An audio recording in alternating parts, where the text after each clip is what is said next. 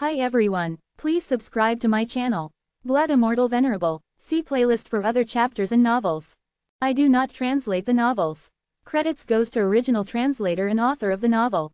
I only make it as an audiobook so it would be easier to just listen while doing other things.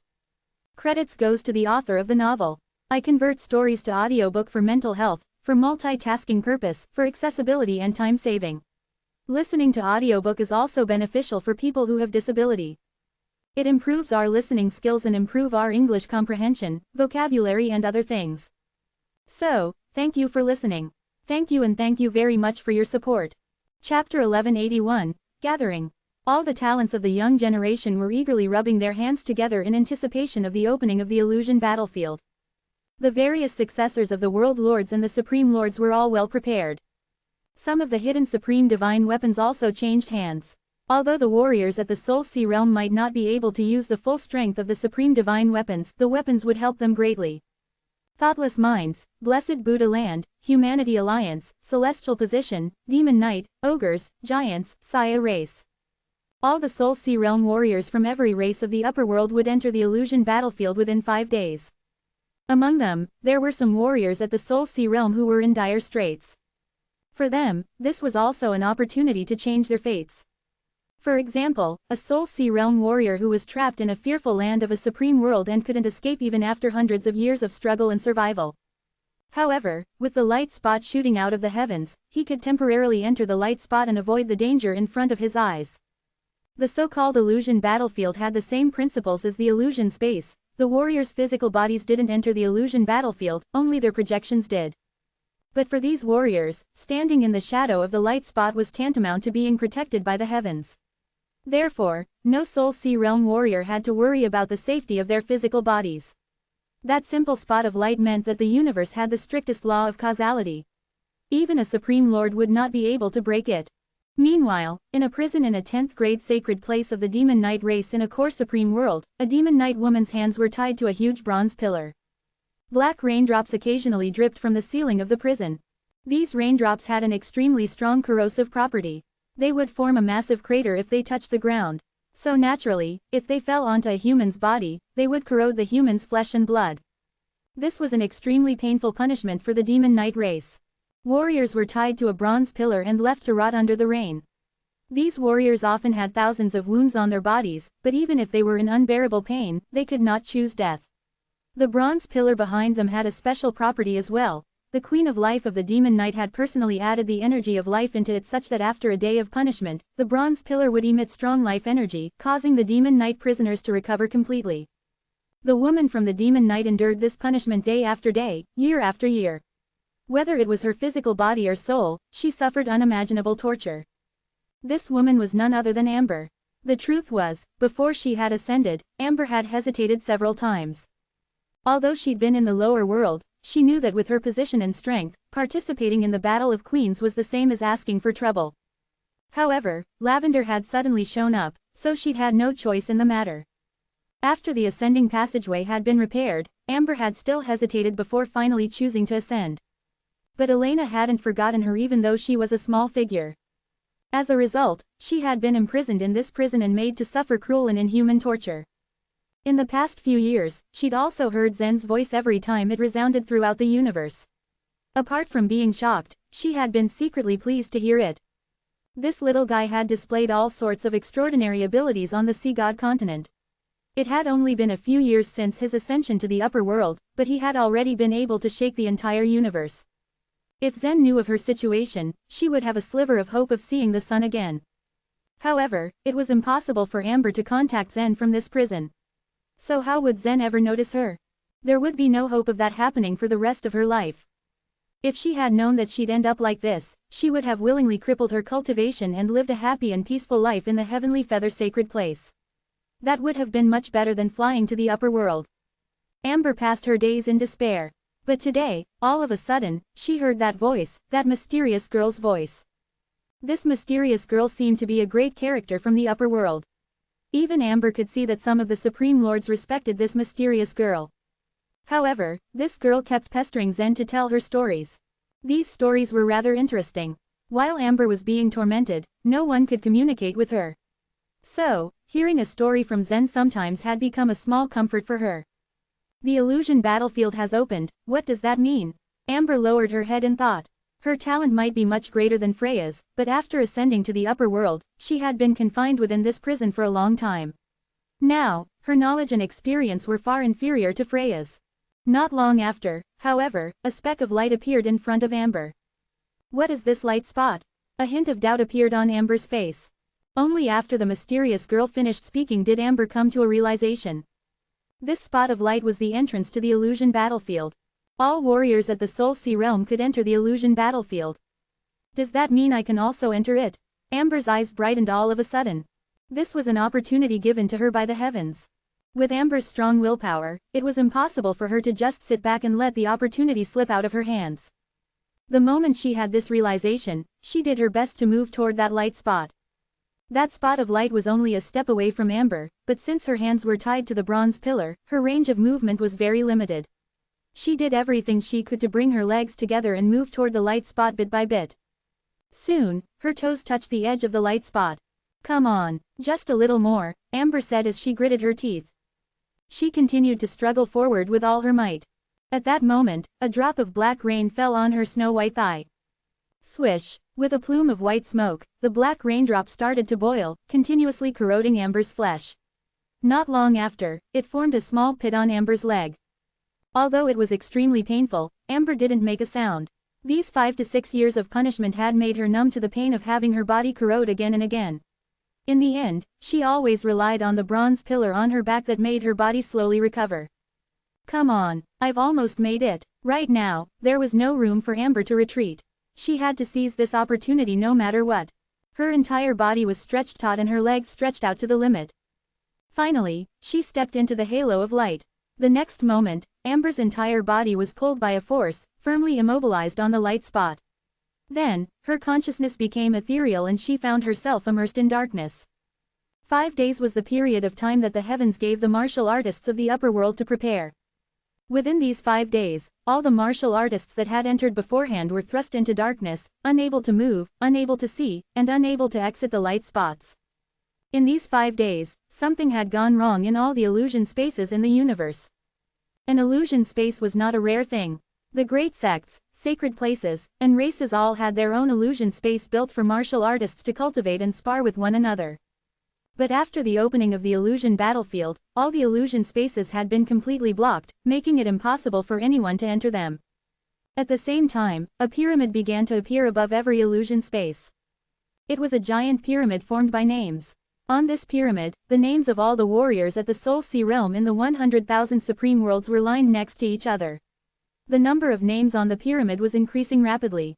In the entire universe, there were 128 Supreme Lords, over 200,000 World Lords, hundreds of millions of Spirit Transformation Realm powerhouses, and hundreds of billions of Spirit Supreme Realm powerhouses. As for warriors at the Soul Sea realm, they existed in trillions. All the creatures of the 100,000 Supreme Worlds were curiously searching for something. Right now, the illusion battlefield had not yet officially begun, so the names on the pyramid were not arranged in any rank or order. They were all gathered at the bottom of the pyramid, and looking for a particular warrior's name was the same as looking for a needle in a haystack. However, all of the great races, Supreme Lords, and World Lords had already set their sights on the pyramid of their own races, hoping to see the names of their races, talents appear at the top. In these 5 days, the number of names in the pyramid continued to rise rapidly. Many warriors at the Soul Sea realm were joining the illusion battlefield this time. Zen sat quietly on the ground, closing his eyes to rest his mind. 120 hours passed. 5 days and 5 nights. Following the sound of a clear and cold voice, he suddenly opened his eyes. Chapter 1182, In the City. When Zen suddenly opened his eyes, the entire world had undergone an earth-shattering change. His projection had already entered another world, a humongous illusion space. This sort of massive illusion space was equal to 50 supreme worlds. In reality, the illusion space was divided into 50 parts. Each of the parts looked like separate supreme worlds and all the warriors were scattered throughout the 50 supreme worlds. Zen was currently in a large city inside one of those supreme worlds. The place was packed with warriors from all different races. All of them were at the Soul Sea realm. After getting up, Zen looked around at the scenery. The illusion battlefield looked so real that it could be mistaken for a real supreme world. However, the illusion battlefield was in a closed state most times and there were only a few chances for warriors to enter it when it opened. The city before Zen didn't look like a human city. All the buildings, roofs were painted with just two colors, black and red. There was also a faint red light circulating constantly in the cracks of the buildings. It was the stone materials used for these buildings. The stones contained a layer of flowing magma. The ogre's city, Zen's eyes flashed. The myriad of warriors from 100,000 supreme worlds were also distributed within this illusion space according to a certain rule. Zen was located in the northern sky region which was relatively close to the ogre's city. Thus, there was a huge possibility for him to be distributed in the city of ogres. Looking around, he noticed that all warriors surrounding him were as tall and sturdy as small mountains. There were only a small number of human warriors and warriors from other races. Unfriendly gazes showed on the ogre warriors' faces the moment they saw Zen. However, Zen didn't pay much attention to them. It didn't matter which region he was in. The battle of the illusion battlefield was only for the strongest young warriors of the entire universe. In other words, everyone had to face trillions of opponents. Since Zen had to face trillions of Soul Sea Realm warriors, it was no longer important if his opponents were human beings, ogres, or from other races. What was important to him now was to defeat all his opponents and become the sole winner in the illusion battlefield. Zen would think this way, but the other human warriors might not. The human warriors that were assigned to this city all looked extremely morose and depressed. Some of the human warriors were relatively close to the ogre's territory before they entered the illusion battlefield. Such as those human warriors from the sacred place of the dark world. After they entered the battlefield, some of them might be allocated to the city of humans, and some of them to the city of the ogres. However, there were also some human warriors who were unintentionally assigned to this place even though they were far away from the ogre's territory. The truth of the matter was that everyone there would be competing with each other regardless if they were of the same race. Since this place was called a battlefield, everyone would be his or her opponent in the illusion battlefield and it didn't matter which race the opponent came from. The illusion battlefield had just opened and the warriors of all the races were very curious about this new world, constantly observing it. Not long after, a cold voice rang out. Flying and fighting are prohibited in all large cities. Those who violate the rules will directly die. There are still 4 hours left before the city gates open. This voice belonged to that mysterious girl, who had completely transformed into a different person right after the illusion battlefield opened. Her voice became extremely cold and detached as she announced the rules of the illusion battlefield. The rules of the illusion battlefield were extremely important, so Zen focused on memorizing every single word of these rules silently. Just as the mysterious young girl finished speaking, a rough voice boomed all over the place. All human warriors, get over here. Not far from Zen, over 100 ogre warriors gathered together, surrounding all the warriors from other races. There were 10 more other human warriors in the same place as Zen. Their faces immediately showed fear when they heard the roaring voice. Since it was mentioned that fighting was prohibited within the city, Zen was certain that the ogres wouldn't dare to hurt anyone while here. However, after thinking for a while, those human warriors obediently walked towards the ogre warriors. A trace of indifference appeared on Zen's face as he turned a deaf ear to the ogre warriors' words. "Why don't you go over there?" One of the human warriors suddenly asked Zen. He was wearing a gray cloak and had a long thin pipe in his hand. He was puffing out smoke rings with a calm expression. "Why do I have to go over there? Fighting is prohibited in the city, so these ogres would not dare beat me," Zen said with a smile. "Well, they might be very supercilious and brutal." The human warrior who was smoking his pipe added, "That ogre warrior in the lead should have a privileged background. If you disobey him, you might be in great trouble." Zen shrugged. "Maybe you're the one who would get me into great trouble." After he finished talking, the two of them grinned at each other. The illusion battlefield might have gathered all the young elites in the universe. However, the warriors' strengths were still at different levels. Some of them were very powerful while some were weaker than others. The weaker warriors were just like a clump of grass. They could only be bullied and defeated by those stronger warriors. On the other hand, the more powerful warriors were as aggressive as wolves. They were generally showing prominence over other warriors. Both Zen and the warrior in a cloak understood what each other was thinking. They were both outstanding and strong. Generally, they were both from the latter description of warriors, the wolves. Thus, they saw ordinary warriors around them as prey. They intended to compete with each other and strive for becoming the most powerful warrior. More so, they wanted to prove that they were better than one another. You too, come over here too, are you deaf? After the ogre warriors had gathered the other human warriors, one of them walked towards Zen and the warrior in the cloak. Zen and the warrior in the cloak were leaning against the wall as if they hadn't heard anything. They didn't even bother to talk with those ogre warriors. In their eyes, that group of ogre warriors before them were nothing but a clump of weak grass. They both remained quietly standing there, waiting for the city gate to open. When the ogre warriors saw how they deadpanned them, they all strode forward and surrounded Zen and the guy in the cloak. Brats, do you know whose territory this is? If you don't behave obediently. Before one of the ogre warriors finished speaking, Zen's eyes flashed with a cold light. He lazily shouted, "Idiot off!" With Zen's current strength, every move he made possessed a formless majesty. The ogre warrior couldn't help but take 2 steps back after being intimidated by Zen. It was like an invisible power that pushed him back. When the ogre regained his composure, his face was flushed red. Nonetheless, a trace of fear was already visible in his eyes as he looked at Zen again. The warrior in the cloak took a deep drag on his pipe and blew out a smoke ring. His eyelids drooped down as if he didn't see what happened. Just then, another warrior uttered, "What are you doing?" The one who spoke was an ogre warrior wearing a silver armor. His silver armor seemed to be a rare treasure, and judging from its color, it could be ranked as a second-rank divine weapon. It was easy to gauge that the armor was a defensive tool that could even be compared with a secondary first-rank divine weapon. "Young Master Ezra, there are 2 human warriors here who do not want to follow your orders," an ogre warrior said. Ezra, who was a tall and strong ogre, came out of the crowd and looked down at Zen and the warrior in the cloak. He said coldly, "I'll give you 2 one more chance. Just obey me and line up over there." Zen and the warrior in the cloak glanced at each other. Ezra was as weak as a sheep in their eyes, so they believed that they could easily deal with him. Zen smiled. "Obey you? What good is there in doing that? I'll let you off after I kill you twice in the illusion battlefield." Ezra responded coldly. It seemed that he regarded killing Zen twice as a mercy to Zen. The warriors wouldn't really die or leave the illusion battlefield after they were killed in the illusion battlefield. Instead, they would return to the city to revive.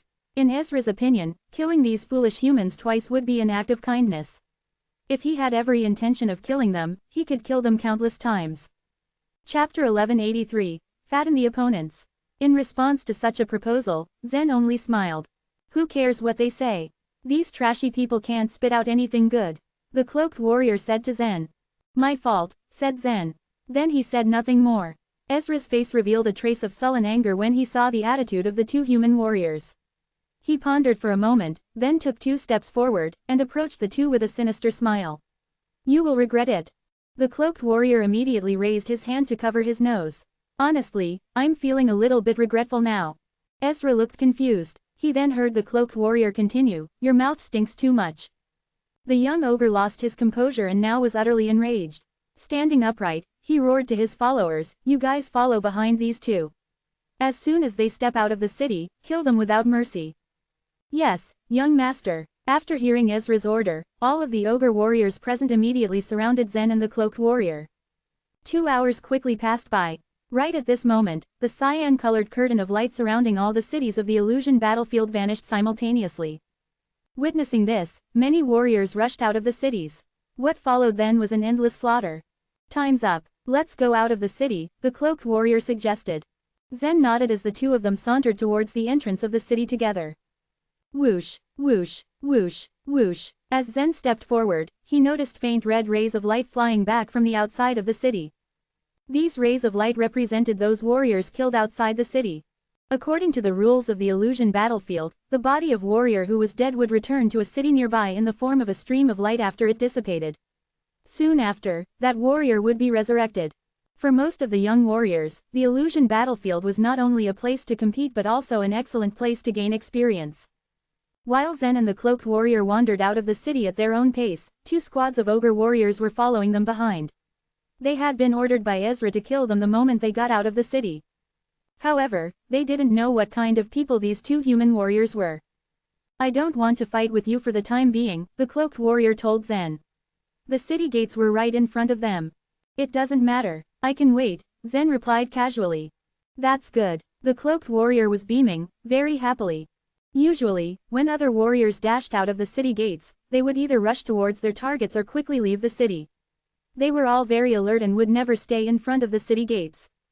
However, after the two of them stepped outside of the city gates, they still maintained a slow pace as they moved forward. The uncaring behavior of these two confused the ogre warriors who were keenly following behind.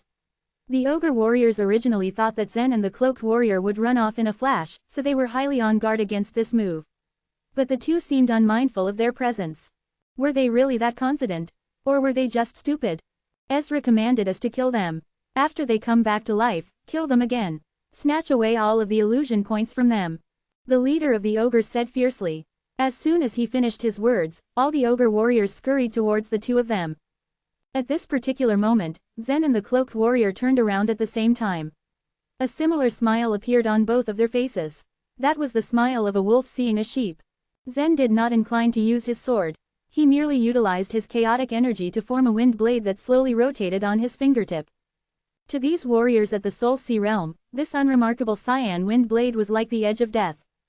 Puff, puff, puff, puff. To Zen, the ogre warriors in front of him weren't a flock of sheep, but grasses.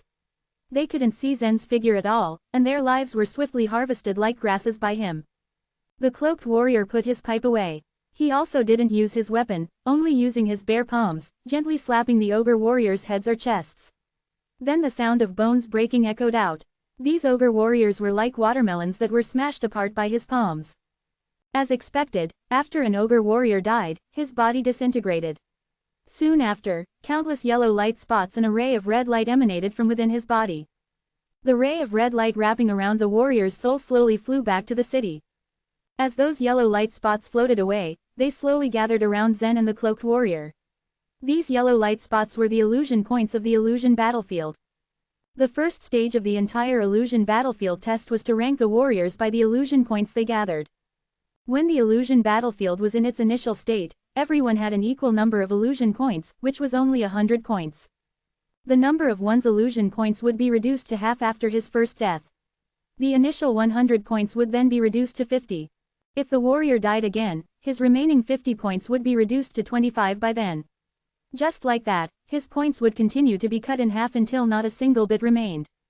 The cloaked warrior had killed 5 ogres. This was the first time that these 5 ogres had left the city. And each of the ogres possessed 100 illusion points. With their death, the cloaked warrior had gained 250 points. Since Zen had slain 6 ogres, he naturally gained 300 points. And by adding his own 100 points, he now had 400 illusion points in total. In unison, a sudden thought cropped up in Zen's mind telling him his current ranking. Your ranking is the 8,800,000,000th in the whole illusion battlefield. And within this world, your ranking is 1,900,000,000th. A self-mocking smile swiftly adorned Zen's face when he heard that. This ranking was too low for him. He never expected that right after the illusion battlefield started, the other warriors would go all out like this. As for the cloaked warrior, a helpless smile slowly curled up on his lips as soon as he heard his ranking. He was rated lower than Zen after slaughtering the 5 ogre warriors.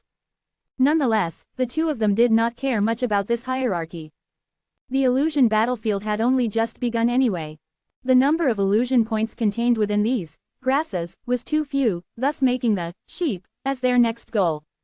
They firmly believed that only by eating grasses could a sheep get fat, and only by eating sheep could a wolf get fat. While at the same time, all the mighty warriors in the universe were checking the rankings through the pyramids. To think that the illusion battlefield had only been in effect for less than 5 minutes. Most of the warriors' names were still lying at the bottom of the rankings. But some of the names already were rapidly rising among the list. Zen and that cloaked warrior stood guard at the city gates after they had killed those ogre warriors. Since most of the warriors gathered in the city, the fastest way for Zen and the cloaked warrior to collect illusion points was to guard at the city gates. From here, they could kill outright those who left the city. However, the methods they both displayed just now were too ferocious. At first, there were a large number of ogre warriors inside the city that were preparing to leave or perhaps still considering whether they should leave or not. But in the end, they only witnessed the bloody and intimidating scene outside the city gates. This group of ogre warriors that initially flaunted themselves fiercely now looked quite cowardly. With their current strength, they would be slaughtered as soon as they left the city. Consequently, all of them were stuck in the city and refused to come out. Because the ogre warriors in front were blocking the way, the others behind them were unable to leave the city. As the ogre warriors at the rear end had no idea of what was happening, they began to curse heatedly. However, no matter how much the warriors behind them cursed and grew impatient, the warriors in front of them refused to budge. In the end, many of them could only choose to leave through other city gates. Observing this scene, Zen knew that his plan had been foiled. The ogres were no fool. Knowing he and the cloaked warrior were guarding the city gates, they wouldn't recklessly act to let him slaughter them. In the illusion battlefield, though their death was not real, they would still suffer by losing part of their illusion points. As if on cue, the two of them looked at each other helplessly and could only turn away from the city gates. However, the two of them quickly headed in different directions. They both knew that there would be a battle between them in the end, but that moment wasn't the right time. They needed to wait for the opponent to accumulate enough illusion points before they could set the match. The instant Zen turned his back from the city exit, he had chosen a route that allowed him to advance at a leisurely pace. He was reflecting thoughtfully on how to accumulate illusion points. It was downright unrealistic to merely stand at the city gates and wait for the warriors to come out. Killing a warrior would only earn him 50 illusion points. And by slaying that same warrior for the second time, the illusion points that he would only obtain was 25. This was not the appropriate way to accumulate illusion points. As he mulled over this, Zen's gaze accidentally landed on a mountain peak a short distance away. After pondering for a few moments, he then leapt onto that mountain peak. I was in too much of a hurry. The sheep have not gotten fat yet, and the wolves have not gotten fat either. I can wait a little longer until the sheep and wolves all get fat, he murmured. Chapter 1184, Not Interested. Zen thought about it for a few moments, and then decided not to linger anymore. He rose up 10 feet above the ground in a flash, like a graceful eagle soaring high in the air. Once Zen and the cloaked warrior were gone, the group of warriors who had gathered in the city emerged from the gates like an army of crabs. Once they had left the city gates, all of them scattered everywhere as they tried their best to stay away from each other. This was the rule of the illusion battlefield. It was known that once they left the cities, dangers lay ahead. They could be skilled hunters, but that didn't mean they couldn't become prey to others. An ordinary-looking ogre warrior rushed out of the city gates along with the other warriors. Once he got out, his lips curved up into a strange smile. Purple flame explosion. Purple-colored flames suddenly exploded from the ogre warrior's body. The profound fire law formed ripple-like flames. The flames then spread outwards, while the ogre stood still in the center. At that point, more than 100 warriors had emerged from the city gates already. When the other ogre warriors sensed what was happening, they all displayed their life vitality or forceful energy and tried to protect themselves from the burning hot purple flames. However, the purple flames were too powerful, burning the ogres' protective life vitality or forceful energy like it was a thin piece of paper. Their fiery tendrils were like an animal that licked the warriors' bodies. Arg, these flames hurt. Be careful. In the blink of an eye, the purple flames had burned all of the warriors.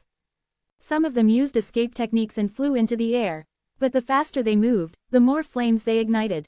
They only got to fly about half their intended distance before they burned into ashes, scattering in the air.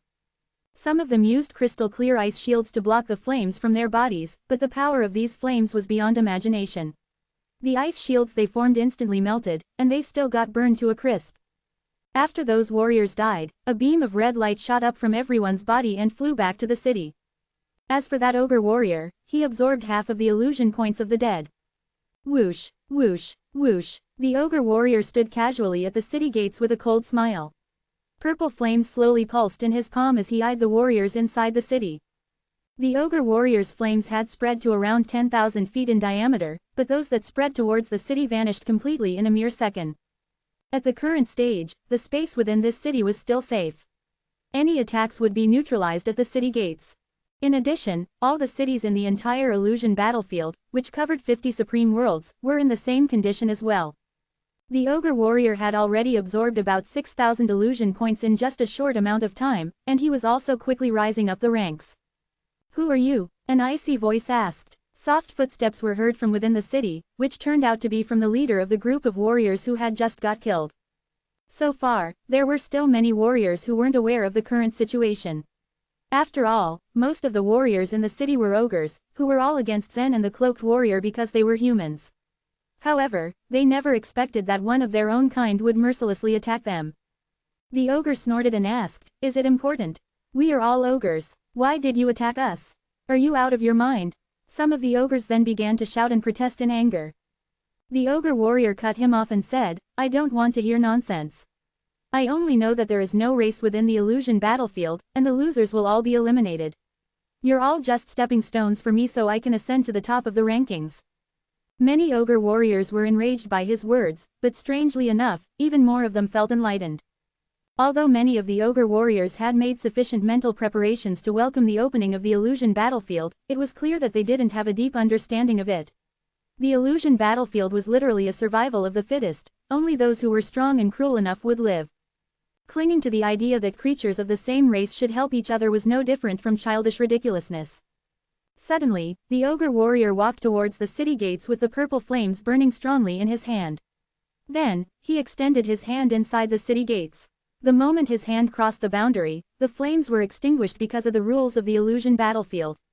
"My name is Lane," he said. He quickly turned around after he spoke. He knew that the warriors in the city would not come out to die, so staying there would be a waste of time. Lane, so it's him, the 9th generation successor of the Lord of the Ogre Flame World. Being in the same city as him can also be considered our bad luck. Humph, what's there to be unlucky about? All the Soul Sea Realm warriors from 100,000 supreme worlds have entered the illusion battlefield. Every city has a few mighty warriors that we can't afford to offend. Now, I wonder if Lane could fight against those 2 human warriors. I wish they would have a battle. Once Lane's figure was out of view, the warriors inside the city rushed outside again. It was common for things such as blocking the city gates to happen in the beginning of the competition in the illusion battlefield. At this moment, many warriors had already stood out in the ranking list. There were countless illusion spaces in the 100,000 supreme worlds outside the illusion battlefield. And there was a pyramid on top of each illusion space. The pyramids displayed the rankings of all the participants in the illusion battlefield. Creatures of all races and forces closely watched the change of rankings.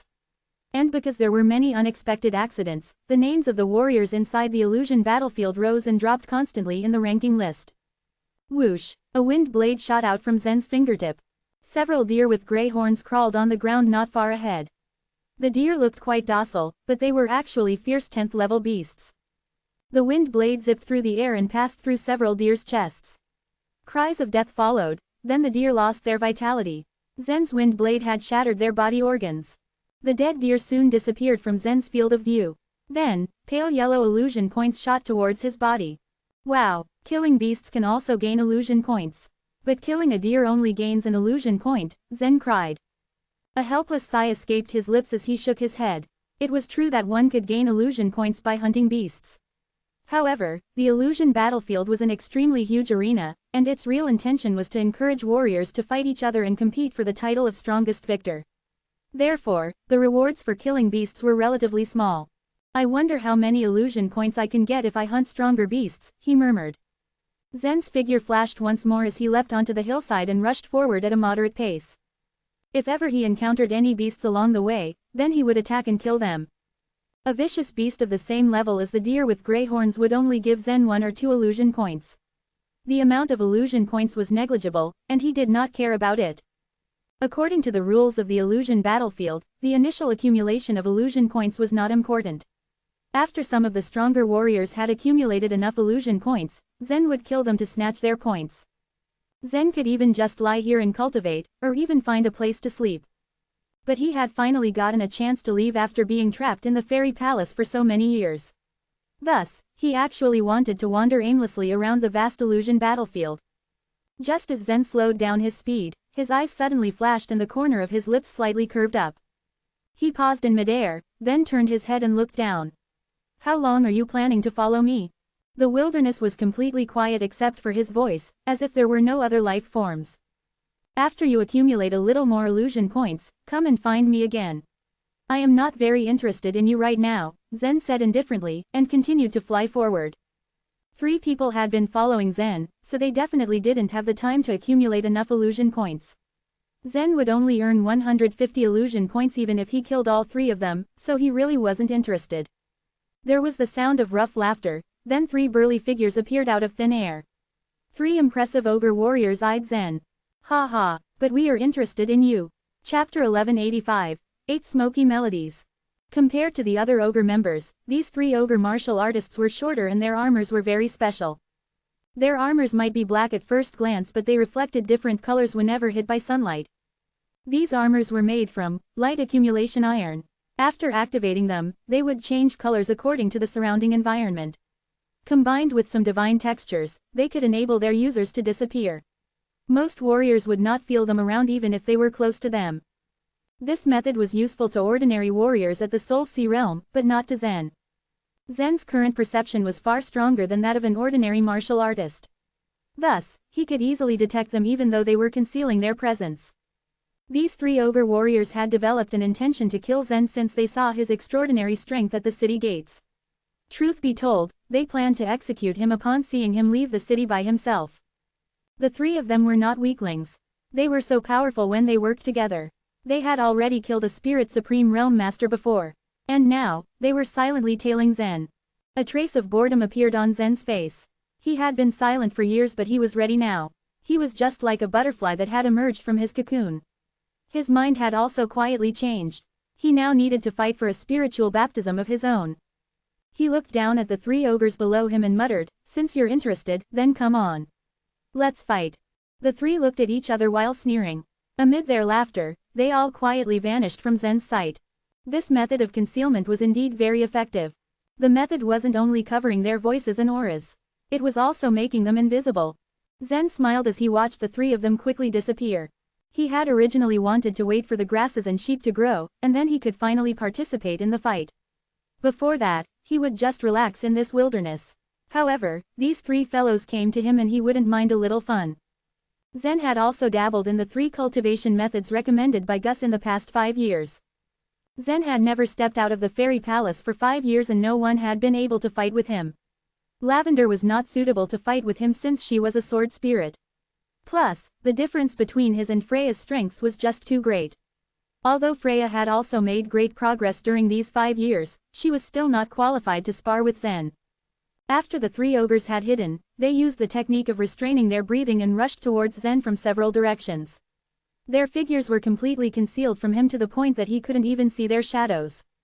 Meanwhile, Zen closed his eyes gently and a strand of perception spread out from within his mind. The surrounding environment formed in his mind under the perception's depiction. There were 3 empty spaces on the picture, and these 3 empty spaces were rapidly approaching him. They are really fast, but it's a pity. Within Zen's inner world, the seedling of the world tree was gently swaying. Following that, a stream of chaotic energy quietly rose from the seedling and was sucked into his body. Simultaneously, a faint smoke appeared on Zen's hands. 8 smoky melodies. Although Zen didn't think much of this senior fellow disciple, his insight was indeed quite unique.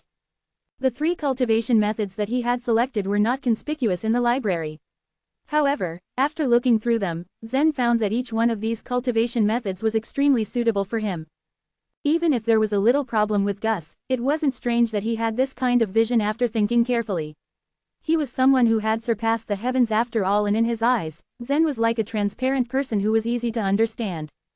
This 8 smoky melodies was an extremely unique movement technique.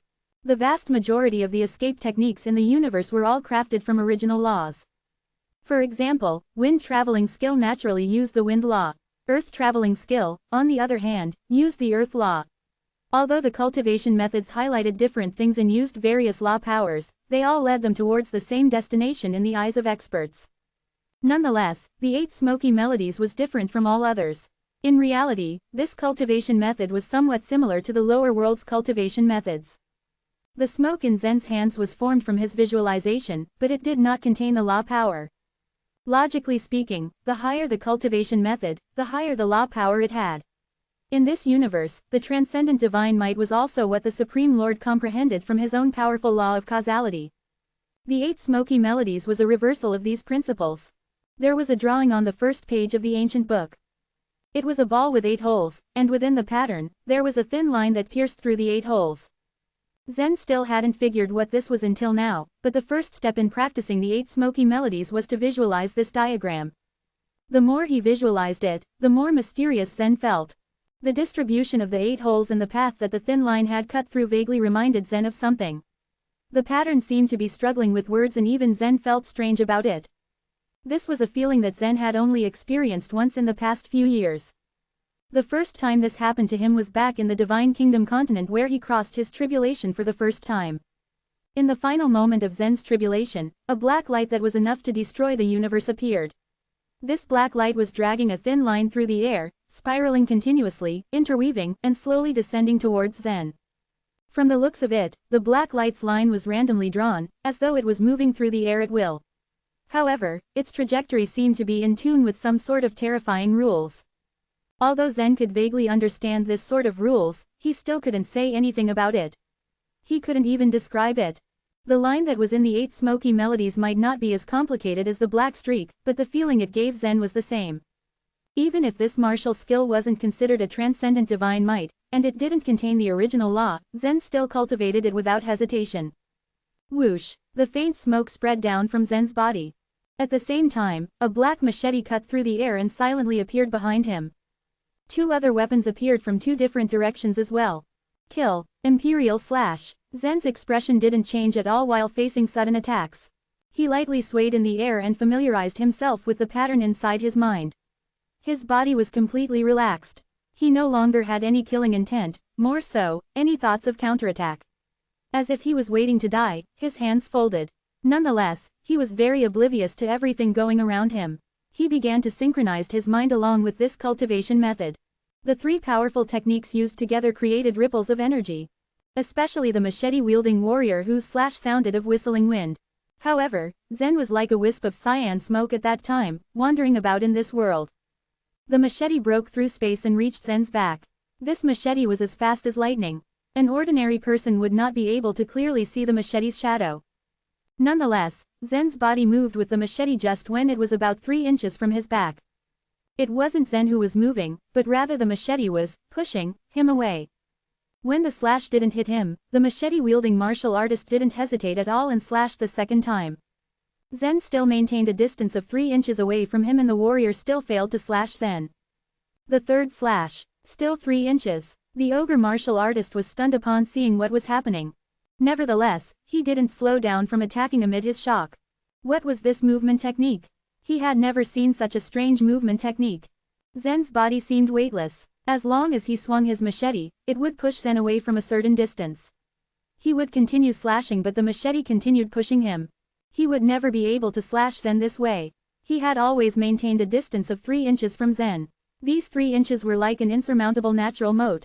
The imperial slash was a remarkable swordsmanship. It had the 7 slashes that an ogre emperor thought to be the most powerful. It contained an extremely blade intent that was sealed within the 7 slashes. However, this imperial slash could not even touch Zen's clothes and he did not resist at all. Chapter 1186. Strange Movement Skill. Both the ogre and Zen were at a standstill. The former had ceased his attacks while the latter merely floated in the air. Zen was already aware of the peculiarities of the 8 smoky melodies when he began cultivating it. He even asked Freya to fight with him at one point just to see how special the movement skill was. She had used her long sword during their fight but not once was she able to land a strike on Zen. There was no such thing as absolute motionlessness in this world. Even stationary things such as trees and grass would sway every now and then from the wind and other stronger, external forces. The stars in the sky did not merely twinkle in place but spun at various speeds in space. Even the 100,000 supreme worlds were mobile. There had been cases of numerous supreme worlds colliding with each other every now and then. Of course, the process took millions of years but the fact that there were cases of collision was sufficient proof of the mobility of the worlds within this universe. The slightest of movements could have the potential to cause the greatest of catastrophes. It was through the 8 smoky melodies that these slight ripples of mobility could be used as the greatest shield. The slightest fluctuation of movement was enough to push Zen's body into motion and this was the reason why the ogre's attacks did not hit him at all. Freya's strength was nothing compared with the 3 ogres but that did not mean that they were anything special in Zen's eyes. He merely thought of them as test subjects, a good opportunity to find out just how powerful the 8 smoky melodies truly was. Huff, huff, the machete-wielding ogre huffed as he tried to gather his wits. Meanwhile, the second ogre was already at the ready with his spear that he immediately thrust at Zen with full power. Snake spear, he bellowed. This spear of his was special with its tip formed like a snake's head. When thrown, this serpent-like spear would often strike fear to an enemy's heart in the midst of battle.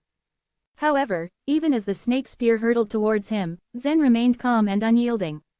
Instead of dodging, Zen stretched out and stood upside down but he kept his eyes on the black spear that came closer to impale his head.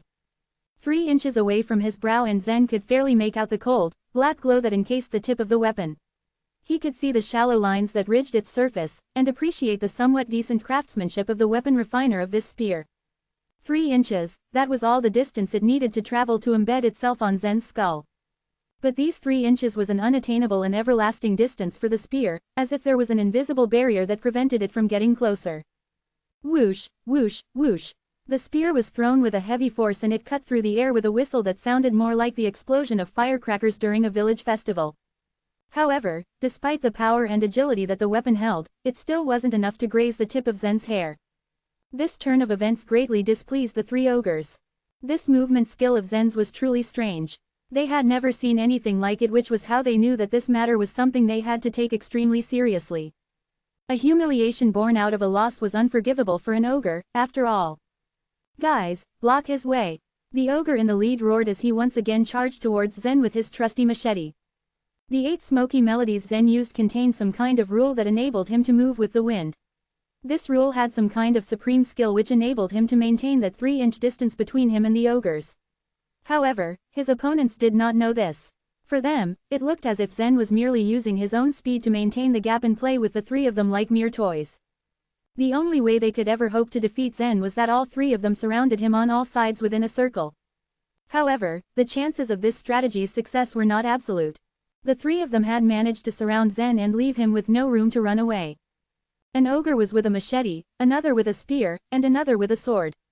Zen was now trapped, and no matter which direction he went, he would crash into one of his opponent's weapons. Was this perhaps the turning of the bottle's tide? Unfortunately for the ogres, it wasn't. Despite surrounding Zen from all corners, they saw a strange thing happened. Their trap was not airtight, and Zen was able to twist his body and squeeze out of the circle through a narrow gap that existed between their weapons. And he still managed to maintain a distance of 3 inches during the entire process. How did he do that? The ogres could only mumble in shock as they watched him literally slink away from their grasp. Was Zen even human? A warrior often had a few cultivation methods that enabled him or her to contort or manipulate their bodies at will. They could make it so that their bodies were the same firmness as that of a rock, or as soft as jelly. A strong and sturdy ogre would be able to fold his own body into a certain shape if necessary. However, what happened just now wasn't normal. The gap between their weapons was only half a foot. For Zen to slip through, his body flattened entirely like a boneless mollusk and evaded the entrapment set by the ogres' weapons. Once he was out of their attack range, Zen's body returned to normal. "Shall we continue?" he asked almost mockingly with a smile on his face. 2 of the ogres were on the verge of giving up. Why would they continue when their opponent was like this? The 3 of them were originally confident in defeating Zen and taking away the illusion points within his body. It was supposed to be an easy kill for them. However, their cockiness was quickly put into place upon realizing just how skilled this young man was in fighting. "You guys aren't going to attack?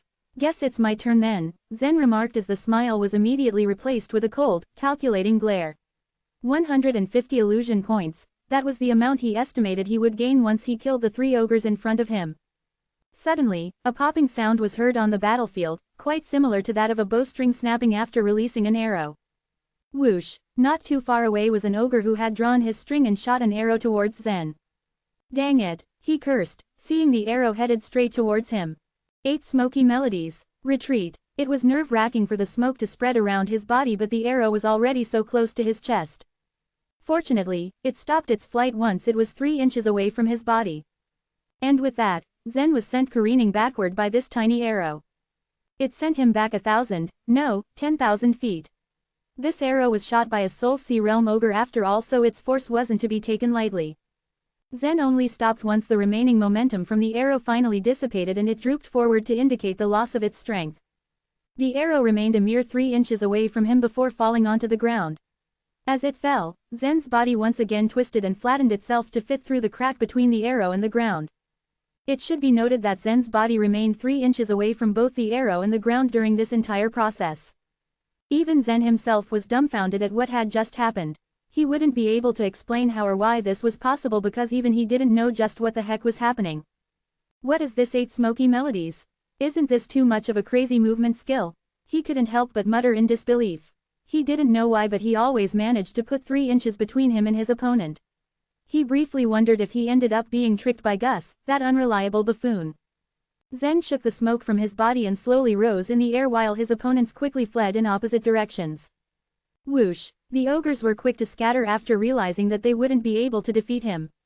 They had been secretly following Zen all this time, but this experience had greatly destroyed their confidence in defeating him. Unfortunately, Zen wasn't going to let them go so easily. The ogres were around 10,000 feet away from him now, but he knew it wouldn't be difficult to deal with them considering his strength.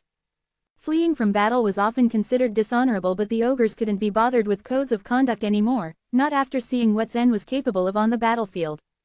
It was fortunate that they were only at the illusion battlefield and still had the chance to be reborn after dying, granted they would lose half of their illusion points. The ogre who shot an arrow at him was a completely unexpected opponent. However, this supposed ace was left dumbfounded after witnessing the scene of how Zen avoided and outwitted the strong arrow shot towards him. He thought he had Zen with that arrow, but it turned out he was wrong. The ogres, after realizing that Zen was hurriedly chasing after them, quickly activated their armors in the hopes of disappearing from his sight. However, it was all in vain. Unable to escape their fate, 3 red dots of light wrapped around the ogres' souls and then shot towards the main city where they would have no choice but to wait for their revival. Chapter 1187, The Celestial Mice. Red dots of light kept shooting back toward the main city. Martial artists were being killed constantly with up to half of their illusion points being extracted. But after some waiting in the main city, they were resurrected. Such a system was an excellent opportunity for them to cultivate. Not all warriors had the chance to enter the illusion space, after all. In reality, only 10th grade sacred places could establish the illusion space in their core practice areas in a supreme world. Normally, only the core talents of the sacred places had the right to enter the illusion space. But this illusion battlefield was open for the 100,000 supreme worlds. All warriors of the Soul Sea realm, regardless of origin or talent, could freely enter and fight within. Some warriors of the Soul Sea realm clearly understood the fact that it was simply impossible for them to get a good ranking in the illusion battlefield with their strength. There were simply too many talents to be found from 100,000 supreme worlds. Inheritors of the small sacred places, descendants that city lords had nurtured with all the resources they could gather, the core talents of the various sacred places, the descendants of the saint lords. Counting these martial artists alone, they added up to an extremely staggering number. Moreover, there were descendants of numerous world lords, supreme lords, even the martial artists that were fated to lead the world of chaos, the stars of this world.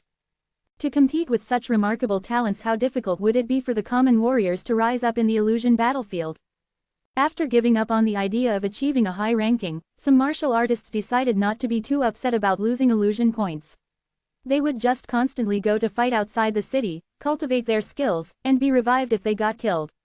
The process was cyclic, and they managed to gain experience and learning to strengthen their warrior spirit through the repeating life and death trials. Above the Mist Palace, a massive pyramid also appeared. Many martial artists looked up to it from time to time, checking on the rankings.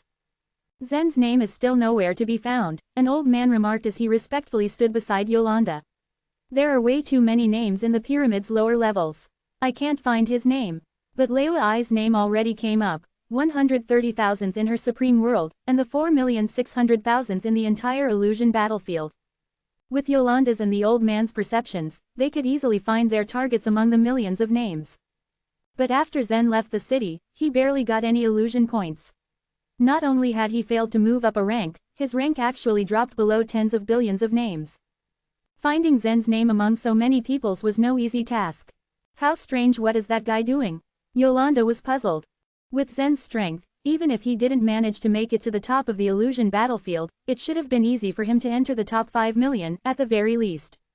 Keep watching. Report to me immediately if anything happens to the warriors of our Mist Palace, Yolanda instructed calmly. The Mist Palace was the core power of the Humanity Alliance, its warriors were all elites. The universe was utterly vast, astonishing geniuses could pop up from any corner at any moment. Yolanda wasn't certain about the warriors of the 13 palaces securing high ranks. At this stage, Layla already managed to enter the 130,000th ranking of the Supreme World. With her talent and abilities, Yolanda believed that she wouldn't have any problem entering the top 5,000. Her achieving something higher would depend on her performance and strength she had left from then on.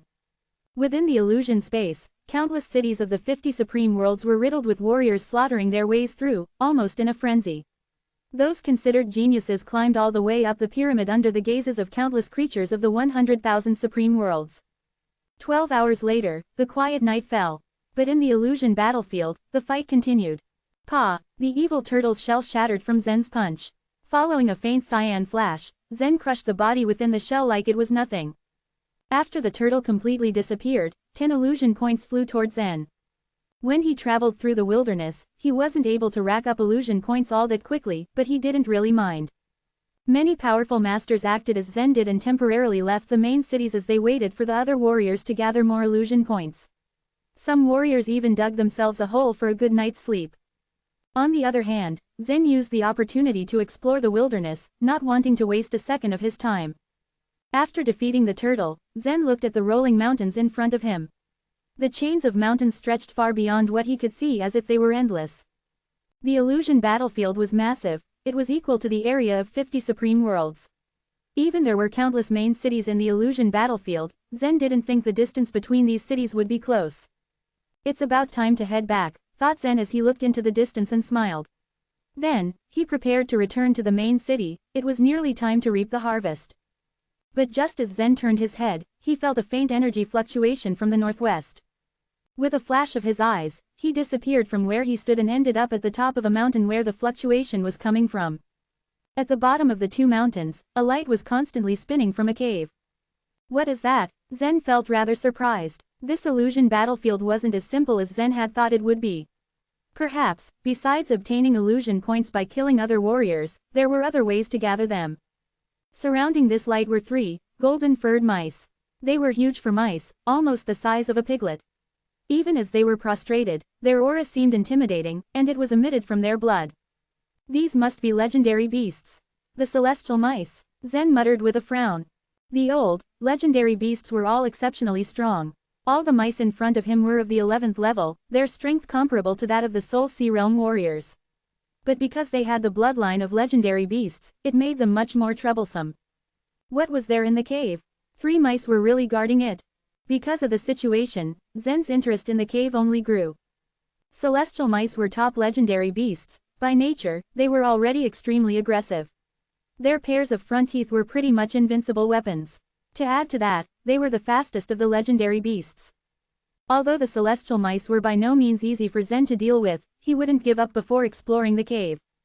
He was in the illusion battlefield, after all, there was still a chance to make a comeback if he failed. Moreover, it was not impossible that Zen might defeat them. Slowly, he trailed down the mountain. The 3 mice, prostrated on the ground, raised their heads vigilantly. Their bean-sized black eyes fixed on Zen as they made creaking sounds, they seemed to be communicating with each other. While Zen remained calm, he became much more cautious. The celestial mice were not to be trifled with. Slowly, Zen approached them. 200 feet, 150 feet. Then 100 feet. Swoosh, swoosh, swoosh. The moment he stepped within that distance, the mice suddenly disappeared from his sight. Only 3 blurry shadows flashed before him when he felt a sharp pain as if something stabbed his body. Soon after, the 3 celestial mice appeared, not far away from him. They formed a triangular formation and surrounded Zen, revealing their sharp front teeth. Multicolored lights seemed to radiate from the teeth, that was where their talents lay. Because they also contained a law of causality, they could be used as a lethal weapon to kill prey in an instant. Puff, puff, puff. Then, 3 streams of blood flowed from Zen's left shoulder, chest, and leg. Their attack was undoubtedly fast. At that moment, Zen cared nothing about the wounds on his body. The speed of the 3 tiny celestial mice already exceeded his imagination and he wasn't foolish enough to chase after them.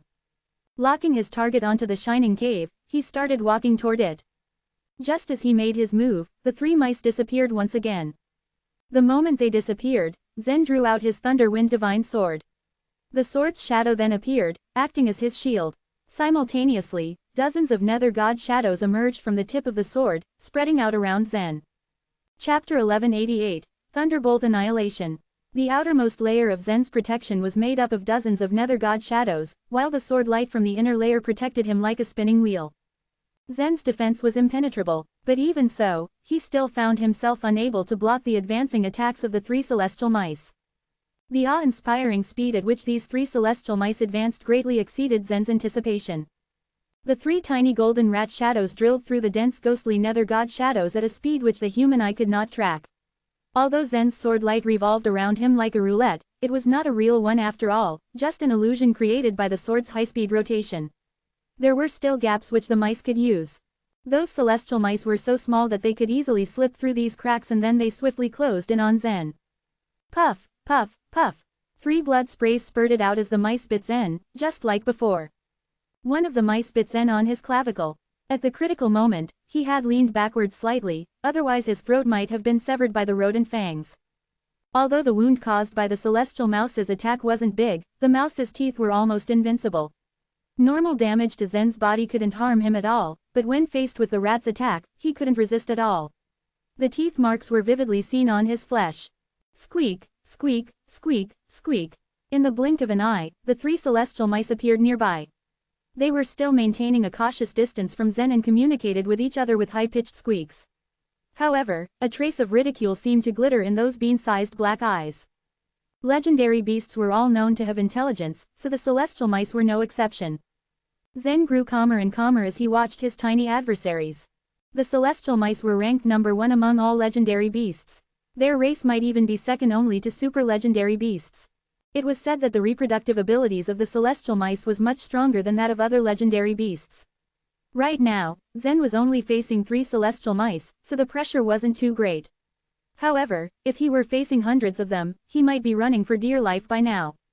In terms of speed, Zen probably wouldn't be able to do anything to them. He wouldn't even be able to track their small bodies, how could he hope to kill them? The habits of these celestial mice were quite strange. If Zen didn't move, they wouldn't move either. However, once he moved, they would launch the most precise series of attacks in the shortest amount of time.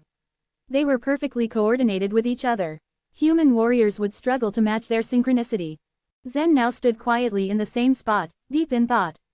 Not long after, a faint smile appeared on his face. Following the appearance of a few ripples on the surface of the sea of chaotic energy, the white smoke once again appeared around Zen's body. 8 smoky melodies. Although this cultivation method was somewhat baffling, in many cases, it had the much desired effect of catching his enemies off guard.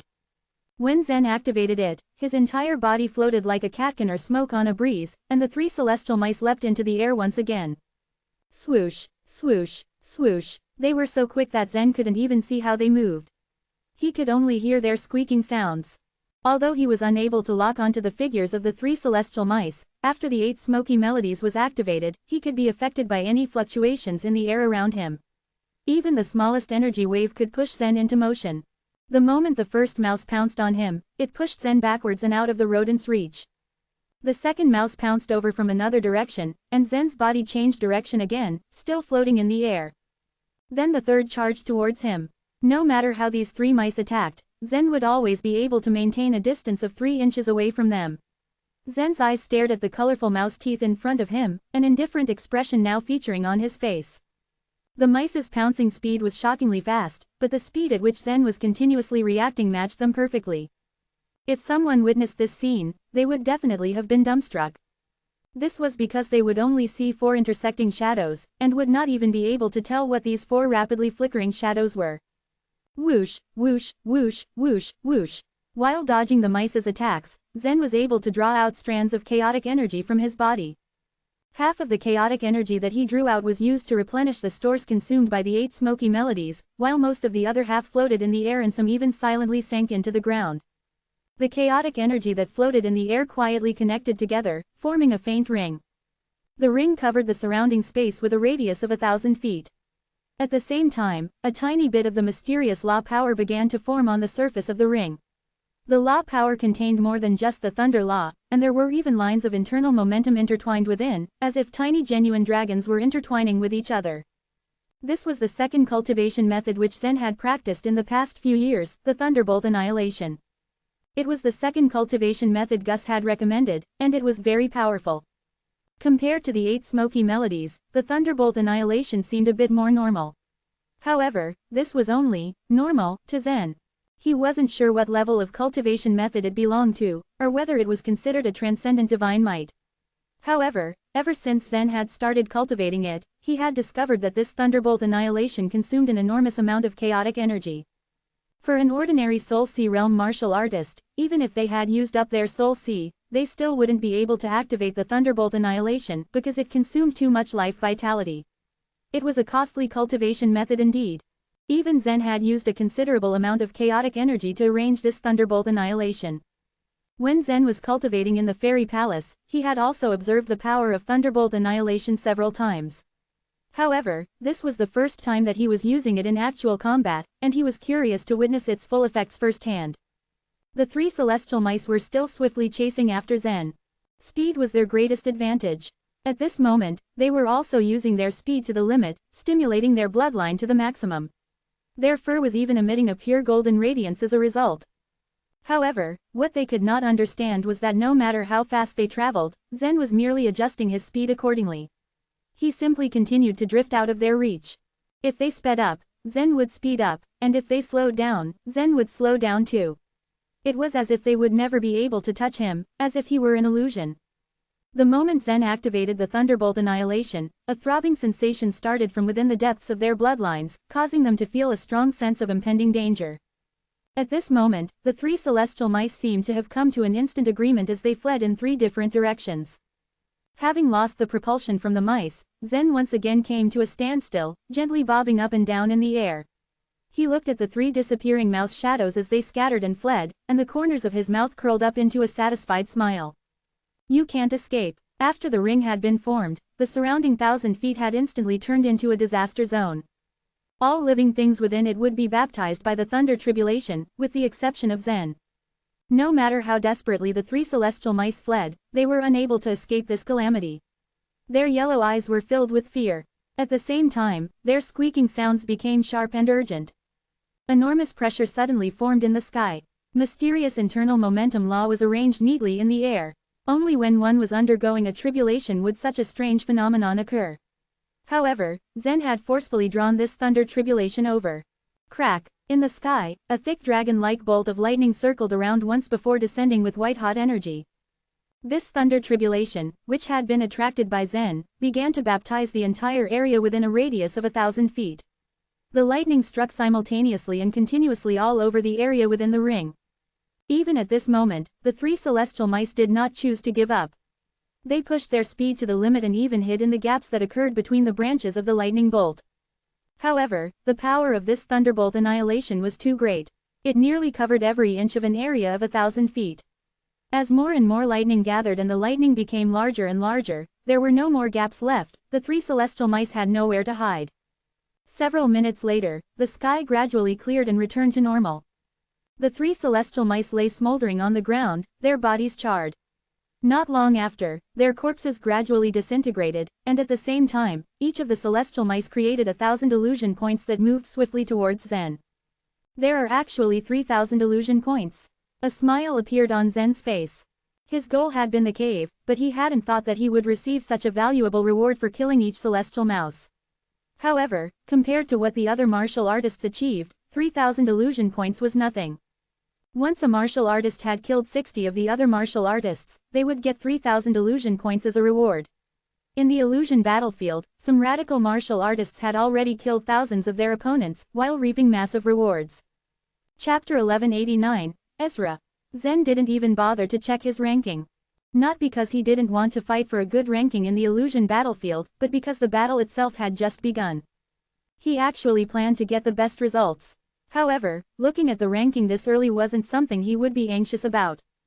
After Zen absorbed the illusion points, his gaze fell on the cave which was guarded by 3 celestial mice. He didn't know what was hidden inside the cave. He was already walking towards the cave's entrance when a light beam slowly formed before him and blocked his path. At the same time, some words flashed through Zen's mind. To enter the Evil Wind Cave, one has to pay 300,000 illusion points. 300,000 illusion points. Zen bitterly smiled at that thought.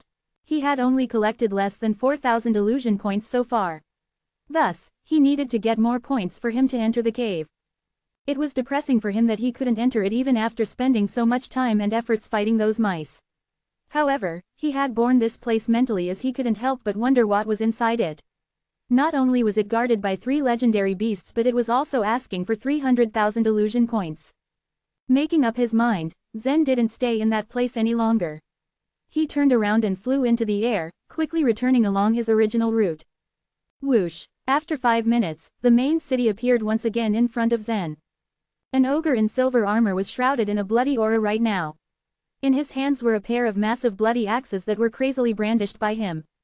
This ogre warrior was Ezra, the same warrior that Zen encountered in the city before. Ezra had a privileged and wealthy background. Although he was not considered a core disciple of a 10th grade sacred place, he was born in a wealthy, famous clan that was comparable to a 10th grade sacred place. He had obtained his clan's most valuable treasure when the illusion battlefield opened. Not only did he put on the holy ogre armor, but he even took a pair of secondary first-rank divine weapons, the ogre blood axes. He had spent the last few hours organizing a group of ogre warriors for killing all the other warriors from other races. He alone had slaughtered 600 human warriors and about 400 warriors from other races. In the first round alone, he had earned more than 50,000 illusion points and his ranking in the illusion battlefield immediately soared to the top. He kept slaughtering the same warriors after they revived in the second round. The illusion points in a warrior's body were reduced by half whenever they died. With Ezra killing those warriors the second time, he obtained about 20,000 points. Thus, he got a total of about 70,000 points in just 2 rounds of massacre. Being a greedy warrior, Ezra initially wanted to slaughter those warriors for the 3rd time, but he could not get many points this way. Although the warriors in the illusion battlefield had understood the rules, they had never experienced it themselves. Thus, they didn't understand the rules too well. However, no one was a fool. After being killed once or twice, everyone finally understood what the battlefield rules were about. They, of course, would not be willing to be at the mercy of others. Death was nothing more than losing some illusion points. And those warriors didn't want others to keep on killing them like that. Besides, it was safe for them to just stay in the city.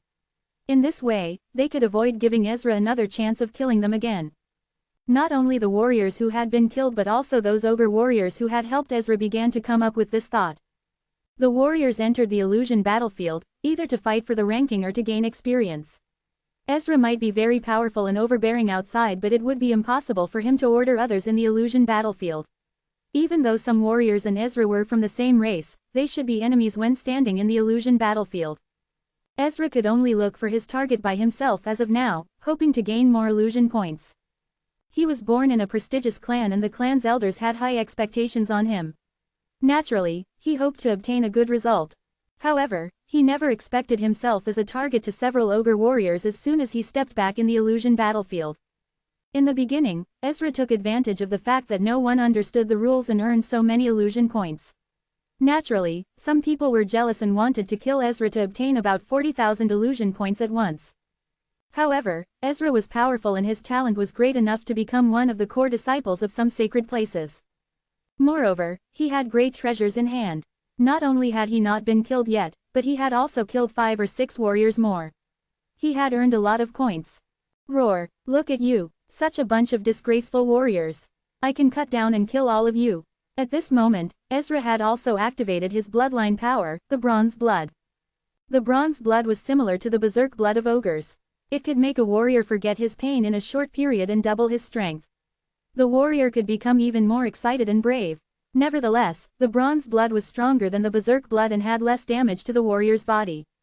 Since the 3 ogre warriors dared to besiege Ezra, they were the aggressive warriors with evil intentions. In the beginning, the 3 of them could still suppress Ezra, but after Ezra's bronze blood was activated, he became more and more valiant. The 3 warriors began to retreat. Puff! The bloody axe hacked down onto one of the ogre warriors by chance, and directly split that warrior into 2 pieces. After the ogre warrior fell, he turned into a red dot of light that returned to the main city to revive. His illusion points were then naturally absorbed by Ezra. After seeing how Ezra killed one of them, the remaining 2 ogre warriors were suddenly eaten by fear. One of them even turned around to flee, wanting to return to the main city. However, with the activation of the bronze blood, Ezra would never let these 2 warriors escape. He howled and the mysterious marks appeared above the 2 bloody axes in his hands. After that, he threw the bloody axes towards the 2 ogre warriors. Huff, huff, huff. The 2 ogre warriors heard the sound of heavy objects flying behind them. Before they had the chance to turn around and look, the bloody axes had already turned into 4, and eventually into countless bloody axes floating in the air. I'll cut you into pieces. With a roar from Ezra, the bloody axes rushed towards the two ogres at once. The bloody axes began hacking down the two ogre warriors as if countless people were holding them. The two ogre warriors were directly chopped into pieces by these axes. Huff, huff, huff. The bloody axes continued to merge, finally turning into two bloody axes and returning into Ezra's hands. The bloody axes in Ezra's hands were indeed regarded as the secondary first-rank divine weapons. Many warriors who were watching from above the city wall turned silent by their shocks. The bloody axes. I thought they were just illusions. Humph, the strength of Ezra is quite average. He only relies on his clan's bronze blood and those two divine weapons. Since he has these two divine weapons in hand, his attacks are unmatched. Besides, he is invulnerable to swords and spears. The strength displayed by Ezra was so formidable that the warriors inside the city didn't dare to leave the city. Ezra held two bloody axes and knocked the blunt part of it against his armored chest. Under the stimulation of the bronze blood, he roared towards the many warriors in the main city. Idiots! Come out quickly and let me kill you. Other than contributing your illusion points, what else can you do? It had to be said that Ezra was one of the smarter ones among the ogres. When he first entered the illusion battlefield, he was able to persuade the warriors from the same race to help him accumulate illusion points. However, he was still defiant even after accumulating enough points as he tried to provoke others. His provocation targets were not limited to the warriors from other races. In fact, all of those that he killed now were ogres. Boaz, go and challenge him. Dang it, I have helped him tie up so many human warriors before. How could he intend to kill me? Alas, this is the illusion battlefield and all of us have to take everyone as the opponent, regardless of race. We were so stupid to help him in the beginning. Bang, bang, bang. Ezra's two bloody axes repeatedly smashed against his chest armor with a deafening sound. His eyes were dark red, but a trace of cyan gleam could be seen within. This was the effect of the bronze blood. Just as Ezra was provoking the other warriors excitedly, Zen's figure suddenly appeared behind him. Chapter 1190, Strength. Zen did not hide his aura. His eyes glinted fiercely as he approached Ezra. On the other hand, Ezra got too excited that he ignored the person behind him. He suddenly turned around when Zen was just 3 steps away from him. Since he was under the bronze blood's control, he acted out of instinct without any thought. Ezra hadn't even seen Zen clearly before he subconsciously attacked Zen out of reflex. The massive pair of bloody axes flashed with a blood-red light and smelled thickly of blood. The axes swung down heavily in a horizontal manner, like two brushes painting a bloody piece in front of him. Whoosh! The axes emitted a powerful aura in each heavy swing. Ezra's attack under the bronze blood's activation had no moves, because he didn't need to use any. His attack's violent power felt like it could crush mountains and the earth. Everything within the axes, slash's radius were obliterated without a second thought. A vast majority of martial artists would choose to retreat and look for another opportunity in the face of such an attack. It was an absolutely unwise choice to confront an ogre martial artist, especially one who had activated the bronze blood. Despite all the odds, Zen did not retreat. Zen still firmly stood 3 inches from the bloody axes, no matter how fast or heavy the weapons were swung. He was like a butterfly in the eye of a storm. The strong wind could destroy houses and trees, but the little butterfly would always dance along with the wind. All the martial artists who hid in the main city were all dumbfounded when they saw Zen. The main city lay a bit farther away from Zen, so he seemed like he was glued to the bloody axes from the martial artist's point of view. The scene created an illusion. It was as if Ezra wanted to throw Zen off the axes, rather than chop him off with them. However, Ezra couldn't get rid of him no matter how hard he tried. What did this guy do? How did he do it? Maybe he practiced a very strange cultivation method and glued himself to the bloody axes. But that doesn't sound right. If he was stuck on them, why wouldn't Ezra smash the axes on the ground to kill him? Numerous ogre warriors discussed and argued among themselves about what was happening to Zen. However, Ezra had indeed done so, just as they finished talking. This kind of illusion wasn't a rare thing for martial artists, thus, Ezra too, had a strange feeling that this man was stuck to his axes. With the pair of bloody axes raised high in the air, Ezra proceeded to heavily swing them downwards. As gravity pulled the axes down, Zen had somehow strangely squeezed out from the gap between the axes, edges and the ground when he was 3 inches above the floor line. Boom! The 2 bloody axes hit the ground with a loud thud and immediately created a huge fissure. The crack continued to extend in all directions, and exceeded more than 10 miles. It could even form a small canyon. What the heck? This human warrior is really odd. He seems like a slippery leech that can't be caught. Once again, all the warriors behind the city wall were all stunned. After that, Zen's body floated at the end of the bloody axes. His feet were still 3 inches away from their blades. Even Ezra, who was still under the influence of the bronze blood, couldn't help but pause and stare at this man in front of him. "It's you." Ezra had finally recognized Zen. If his memory served him right, he was one of the 2 human warriors he had met at the beginning of the illusion battlefield. It seemed that Ezra had misjudged them at that time. He never thought that those 2 human warriors were so powerful that they had instantly killed 11 ogre warriors. Even then, Ezra still didn't take them seriously. For him, real powerhouses would choose methods such as blocking the city gate and collecting points. Thus, he thought that these 2 human warriors chose to leave because they felt confident of themselves. He didn't know that the method of blocking the city gates was inefficient, as no one was willing to leave the city to risk their lives now. On the other hand, Zen thought a warrior like Ezra who used a method like blocking the city gates was like a sheep that ate grass. Now that he had returned, he would definitely choose to slaughter this sheep. "It's me," Zen said with a faint smile. "Ha ha, well, let's see how far you can escape," Ezra said and laughed wildly. Although he dreaded Zen's strange movement technique, he didn't feel any fear under the influence of the bronze blood. The pair of bloody axes split apart and attacked Zen from both of his sides. If Zen was hit by the bloody axes, he'd end up getting chopped into pieces. But surprisingly, Zen didn't dodge. He stretched his arms and stared at Ezra after he dispersed the white smoke from his body, a smile plastered on his face. Swish, swish, Zen's hands were like 2 agile snakes that slithered quickly as he grasped the bloody axe's blades. Ezra attacked with all his might. His slashing movements were even strong enough to split a mountain. Therefore, almost all the warriors thought that Zen would use that bizarre movement technique of his to dodge the attacks. But Zen being Zen was quite unpredictable. Not only did he avoid dodging, he directly stretched out his hands and grabbed the bloody axe's blades with his bare hands. All of Zen's 10 fingers were deeply embedded on the bloody axe's surface, which dug 10 deep grooves on the divine weapon. Suddenly, the main city quieted down. It was known that ogre martial artists were naturally ruthless, and wherever they gathered was always noisy due to their massive size. The sky shook the moment they opened their mouths. The bad thing was, there weren't many things that could keep them quiet. However, something that defied common sense happened in front of them. This human martial artist had actually used his bare hands to grasp Ezra's dual axes. All the races in the universe had their own specialties. It could also be said that each race was fond of displaying their strengths to the extreme. For instance, cultivating life vitality suited humans, ogre warriors were best at body tempering, and the demon knight warriors were naturally strong. Thus, it wasn't bad to choose any of them to cultivate. There was a 99% chance that an ogre martial artist would choose to refine their body, and this Ezra was one of the most outstanding body refiners of the ogre race.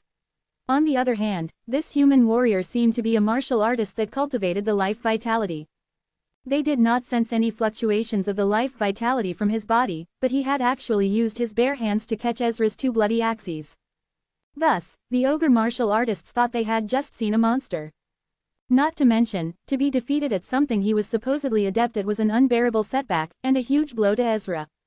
What was even worse was that all of Zen's fingers had made dents on his secondary first-rank divine weapon.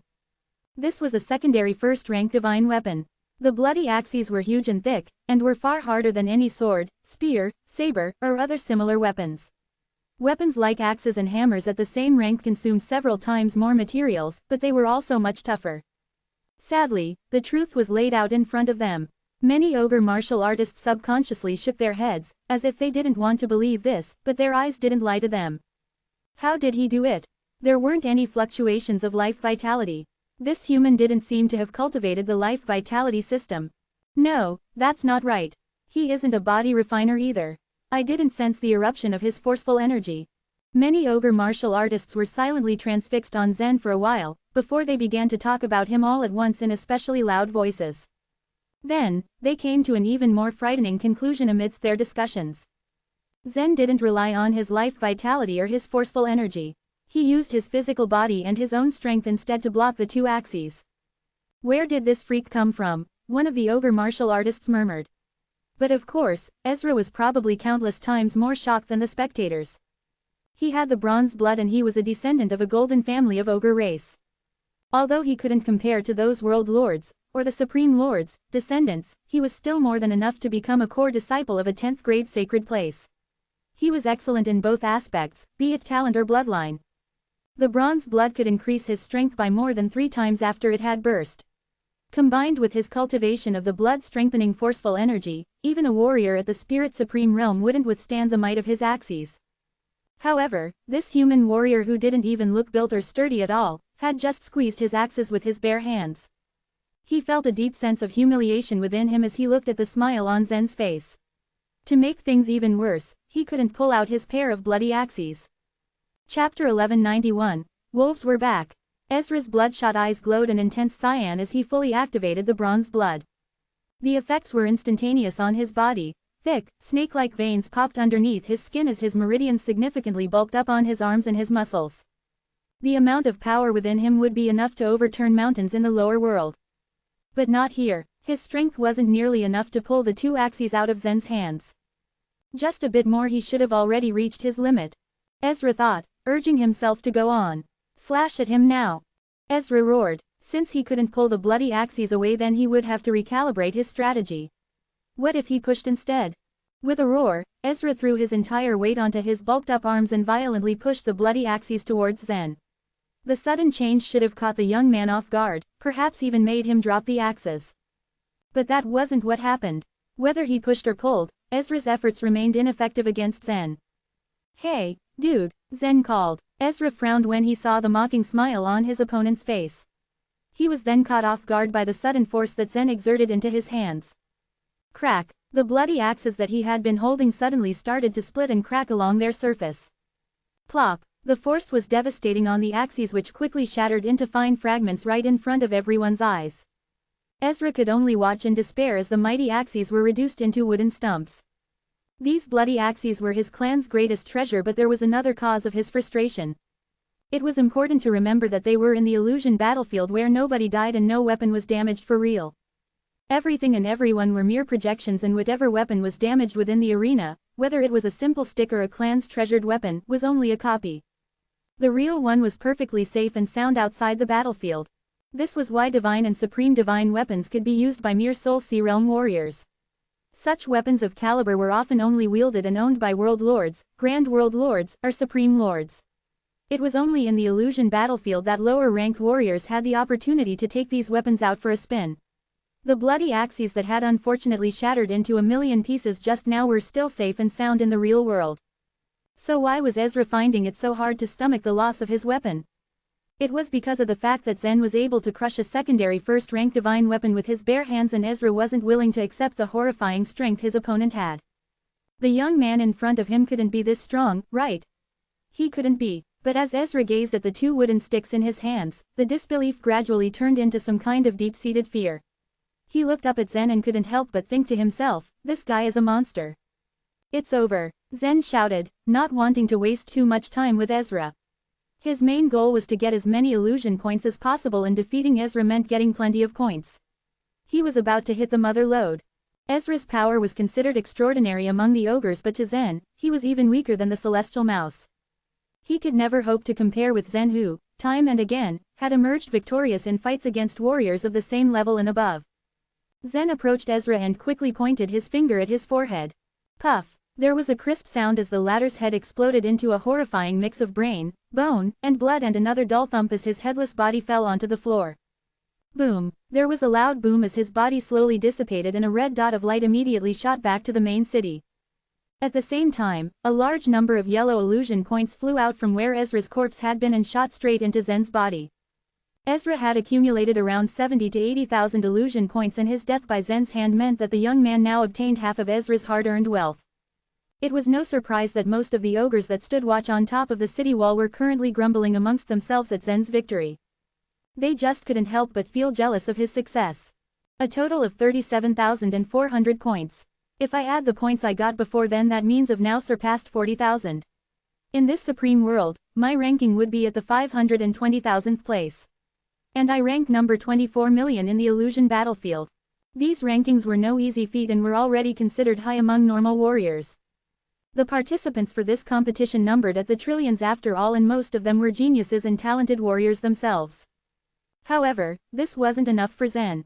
There remained more than 20 million Soul Sea Realm warriors as his competitors, and he was not willing to lag behind any of them. His gaze drifted upon the ogres who watched from the city walls. Ezra's activation of his bronze blood earlier was an intimidating feat, but Zen's defeat of their talent surely made a bigger impression upon all of them. How could they ever dare leave the city now? However, the world was filled with all kinds of people. Warriors generally came here in the illusion battlefield to seek glory and validation.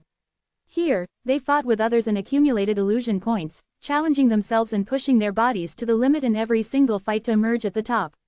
Such was the way of martial arts. Shoop, shoop. Zen was about to leave when several ogres suddenly rushed out of the city walls and ran directly towards him as a kind of ambush. However, the young man remained calm and stared at them indifferently. These ogres were only at the beginning stage of the Soul Sea realm and posed no threat to him whatsoever. Besides, these were free illusion points and Zen wasn't just going to pass on such a wonderful opportunity. They were the ones who jumped into the arena to challenge Zen to see just how far the gap was between them and a strong warrior such as him. And they were about to find out just how big the gap was.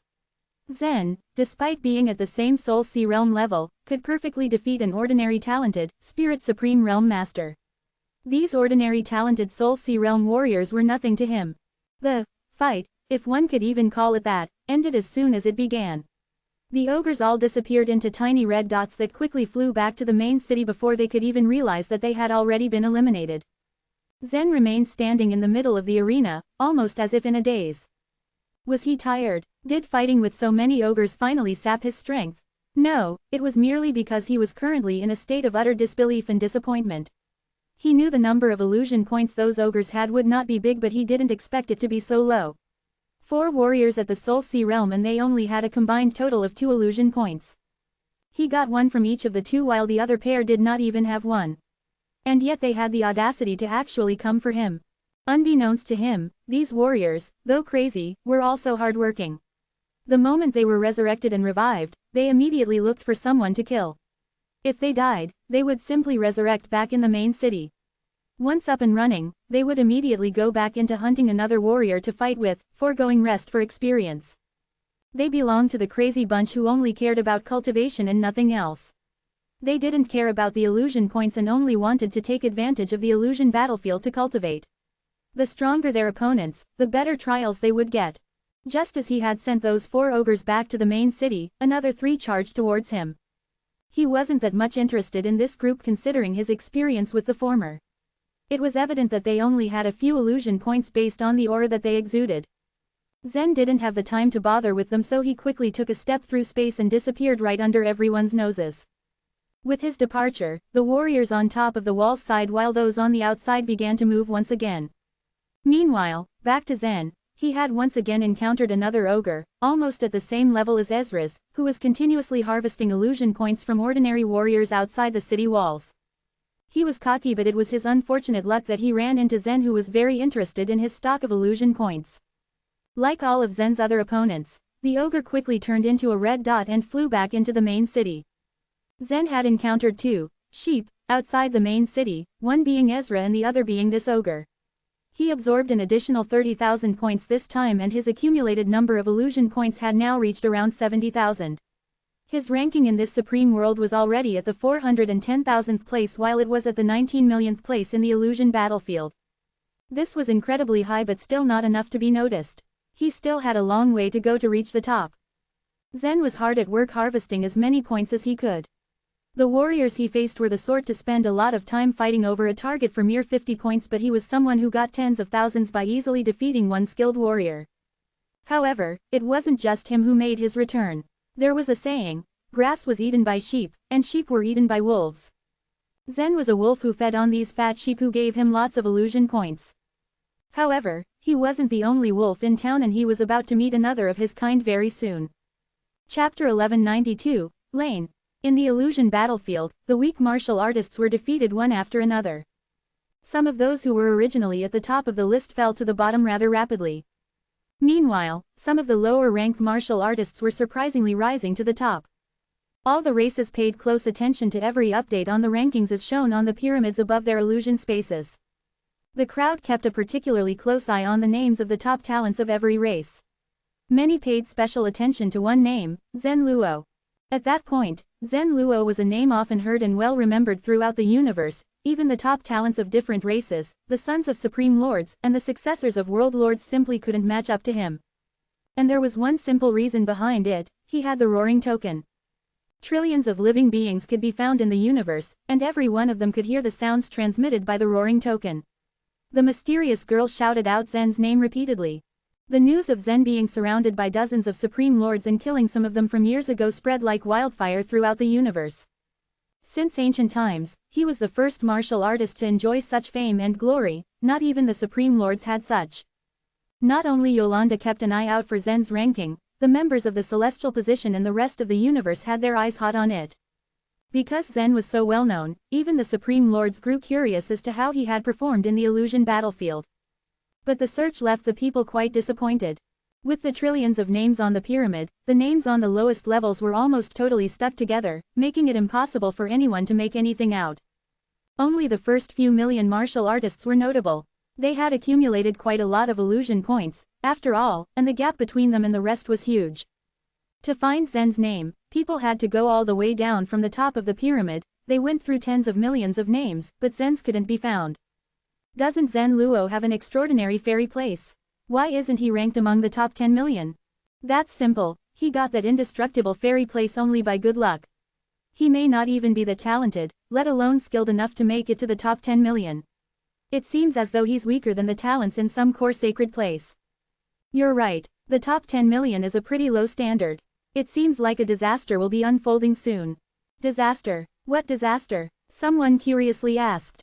Think about it. With Zen's talent, if he's trapped in the fairy place for tens of thousands of years or even hundreds of thousands of years, he'll definitely die in there. By then, the fairy place will be left without an owner. All the supreme lords in the universe will use every means possible to fight for it. I'm afraid no one will give it up. There is some truth in that, yes. The martial artists from the outside world discussed among themselves the names at the top of the pyramid. 70,000 illusion points in the 19 millionth place. Surely, Zen wasn't satisfied with this ranking. On this trip back to the main city, Zen wanted to get a minimum of 300,000 illusion points. It was just enough to open up the cave in the wilderness. But as Zen walked all the way around the city walls, the wry smile on his face grew all the more evident. Was there some kind of problem with the rules of the illusion battlefield? It wasn't that Zen was avoiding a fight with anyone for the illusion points, but it was that he didn't even have a chance. More and more wolves returned. Those like Zen who had returned to the main city had begun massacres around it. The main city was incomparably large. The martial artists who had amassed many illusion points were growing smarter. They couldn't afford to offend someone like Zen. But they could, at the very least, hide from him. Because of this, many of them chose to merely hide within the city and refused to step into open view. Fighting was prohibited within the main city, so Zen would never barge in to take someone out. The sensible martial artists who had racked up plenty of illusion points hid within the city. On the way there, though, there were some who knew no fear and rushed to challenge Zen. Even if Zen killed them, he wouldn't gain any illusion points. Still, they insisted on provoking him and chasing after him to the end. He was left with no choice but to put in all his effort to get rid of them. There's something wrong with the rules of the illusion battlefield. Overall, the set of rules itself was not much of a problem. If martial artists wanted to stand out, they had to kill the others. It was merely a system where the large fish ate the small fish ate the shrimps, and the shrimps ate mud. But the organizers shouldn't have set up a safe haven like the main city. It was totally unfair in Zen's opinion. But the illusion battlefield had only just opened. If all the martial artists stayed within the city, it would be impossible to gauge their strength. With such a setup, the illusion battlefield would go against its original purpose, so the rules should change pretty soon. Zen pondered as he ran around the city. Just as he passed a corner of the city wall, a purple-colored flame curling up came into his view. The sound of an explosion came before him. Whir, whir, whir. Unexpectedly, the wind pressure from the intense explosion contained numerous cyan wind blades. One could only imagine the intensity of the explosion just then. After the light ribbons slowly faded into nothing, a huge crater appeared at the bottom of the city wall. It was tens of thousands of feet wide and several thousand feet deep. On top of the city wall, many ogre martial artists looked into the crater, their eyes riddled with fear. A wisp of purple flame rose into the air from within. Lane is truly worthy of being the successor of the Lord of Ogre Flame World.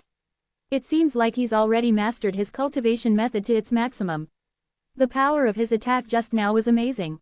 Wallace was still so arrogant when he just returned.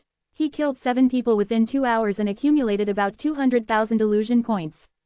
Unexpectedly, Lane killed him in only 3 moves. The strongest martial artist in our city must be none other than Lane. Many of them in the city were staring at the large pit, discussing among themselves. The conversation reached Zen's ears. Lane, the name didn't mean much to him, but Zen got something significant from it. Lane seemed to be a step ahead of Zen, having accumulated about 200,000 illusion points in a short period of time. He was undoubtedly faster than Zen.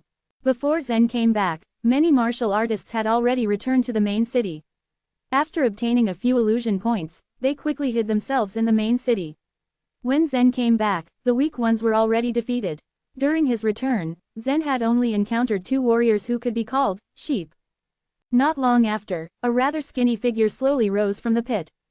This person was none other than that Lane everyone was talking about. A streak of purple devil flame turned into a giant hand beneath his feet and lifted him up. Although Lane was also an ogre martial artist, he wasn't as tall as his clansmen. While still being much taller and stronger than humans, he was considered puny among the sturdy ogres. After Lane emerged from the pit, his eyes swept across his surroundings. As he spotted the many martial artists hiding within the city walls, his expression turned mocking. Even if they took the initiative to leave the city, he wouldn't bother killing those cowards. But when the gaze of Lane swept along the edge of the city wall and extended to its very end, he saw a lone figure floating in the corner. It was Zen, dressed in cyan. A hint of doubt swept across Lane's face. Why wasn't he hiding within the city walls like the rest of the human martial artists? As the successor of the Ogre Flame World Lord, conquering this city was merely a trivial goal for someone like Lane. What he truly wanted was to fight with the real top powerhouses in the illusion battlefield. From the beginning, Lane had always looked down upon the city, including all its martial artists. So when Zen didn't hide himself from him, Lane was left rather puzzled. Had this human been scared silly? As he wondered, he saw Zen fly toward him slowly with a warm smile on his face. Chapter 1193, Beaten. The smile on Zen's face was undoubtedly quite annoying in Lane's eyes. Humans were considered a most formidable race in the universe, but in this main city, ogres were in the majority. The other races were all unintentionally assigned to the main city, but these warriors were nothing more than cannon fodder.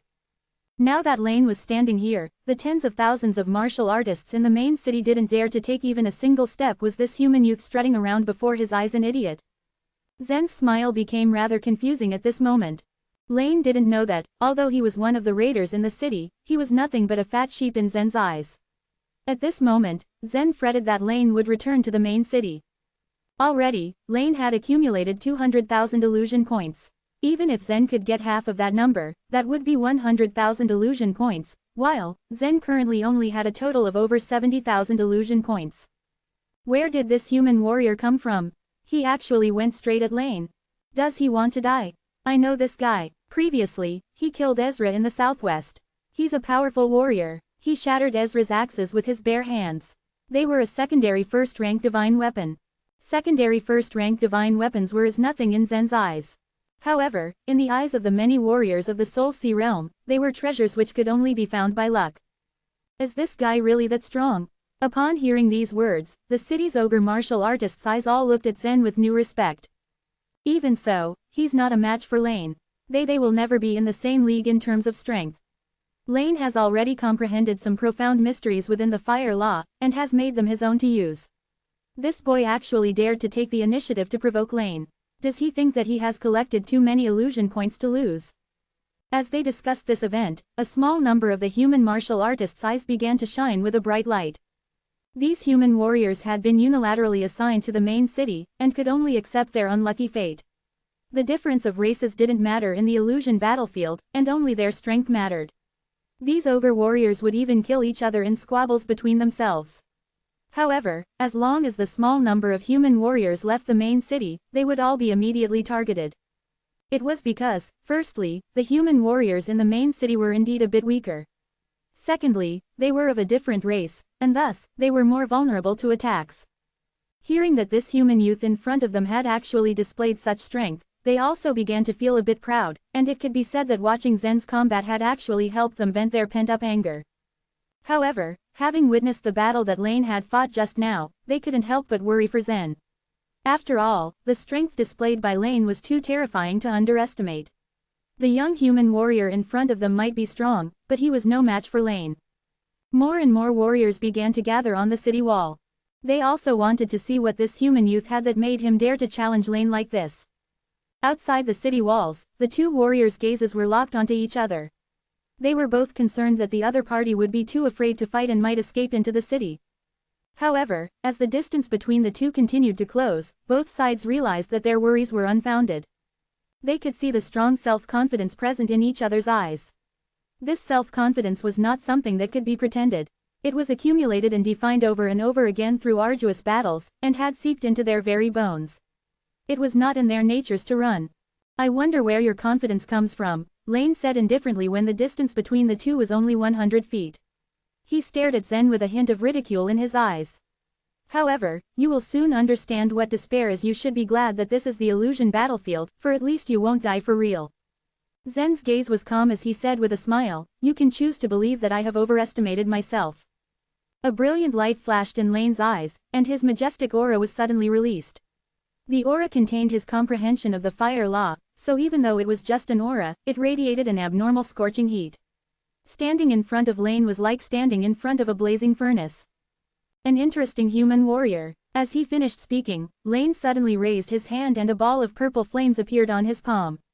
He squeezed lightly and the ball of fire was suddenly extinguished.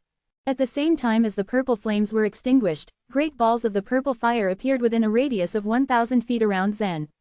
Lane smiled faintly, and the moment he took a step forward, blazing flames suddenly erupted from his back. These flames split into two massive purple wings, like a great hawk spreading its wings, and he then pounced towards Zen. Facing Lane's attack, Zen briefly looked flustered and quickly moved to dodge. In the eyes of the crowd, he seemed to want to avoid Lane's flames, but they could see that Zen had no chance of avoiding them as his speed and the direction he chose to flee made him doomed to suffer. As Lane's punch landed on Zen's body, a ball of purple flames several feet in diameter exploded outward. From the purple flames, a figure shot out like an arrow, and crashed into the ground. Boom! A deafening roar could be heard as the figure smashed a huge crater into the ground. When the purple flames dissipated, the figure of Lane was still seen floating in the air. The one who had been smashed down was Zen. "Huh, I thought this human martial artist had some skills. It seems that he is even far inferior to Wallace. He has been defeated with a single punch, and Lane hasn't even used his profound mysteries of the fire law yet. He could not withstand even a single blow. So lame." Lane didn't push the attack on him. He looked down at the large crater with a mocking smile, but a trace of doubt arose in his mind. Generally speaking, talented martial artists would have developed a sensitive intuition. They were able to judge the strength of their opponent from their confidence, bearing, and expression. This sort of judgment wasn't always absolutely right, but it was usually very close to the fact. Although Lane looked down on his fallen opponent, Zen's indifferent expression created a faint sense of pressure and unease in Lane. On the surface, he had been mocking Zen with his words. He was only belittling him strategically, but he did not underestimate Zen in the slightest when he had employed his tactics. So when he had attacked Zen just now, he had not held back at all. This move, Soaring Phoenix Flaming Dragon, seemed to have been nothing special, but its power was extraordinary. It looked like the results were quite spectacular. At least, Zen hadn't been able to dodge this move. But Lane faintly felt that something wasn't quite right. Maybe he was just being oversensitive. Lane indifferently glanced back at the human martial artist below. At this moment, Zen had already climbed out of the huge crater, and was looking at Lane with a grim expression.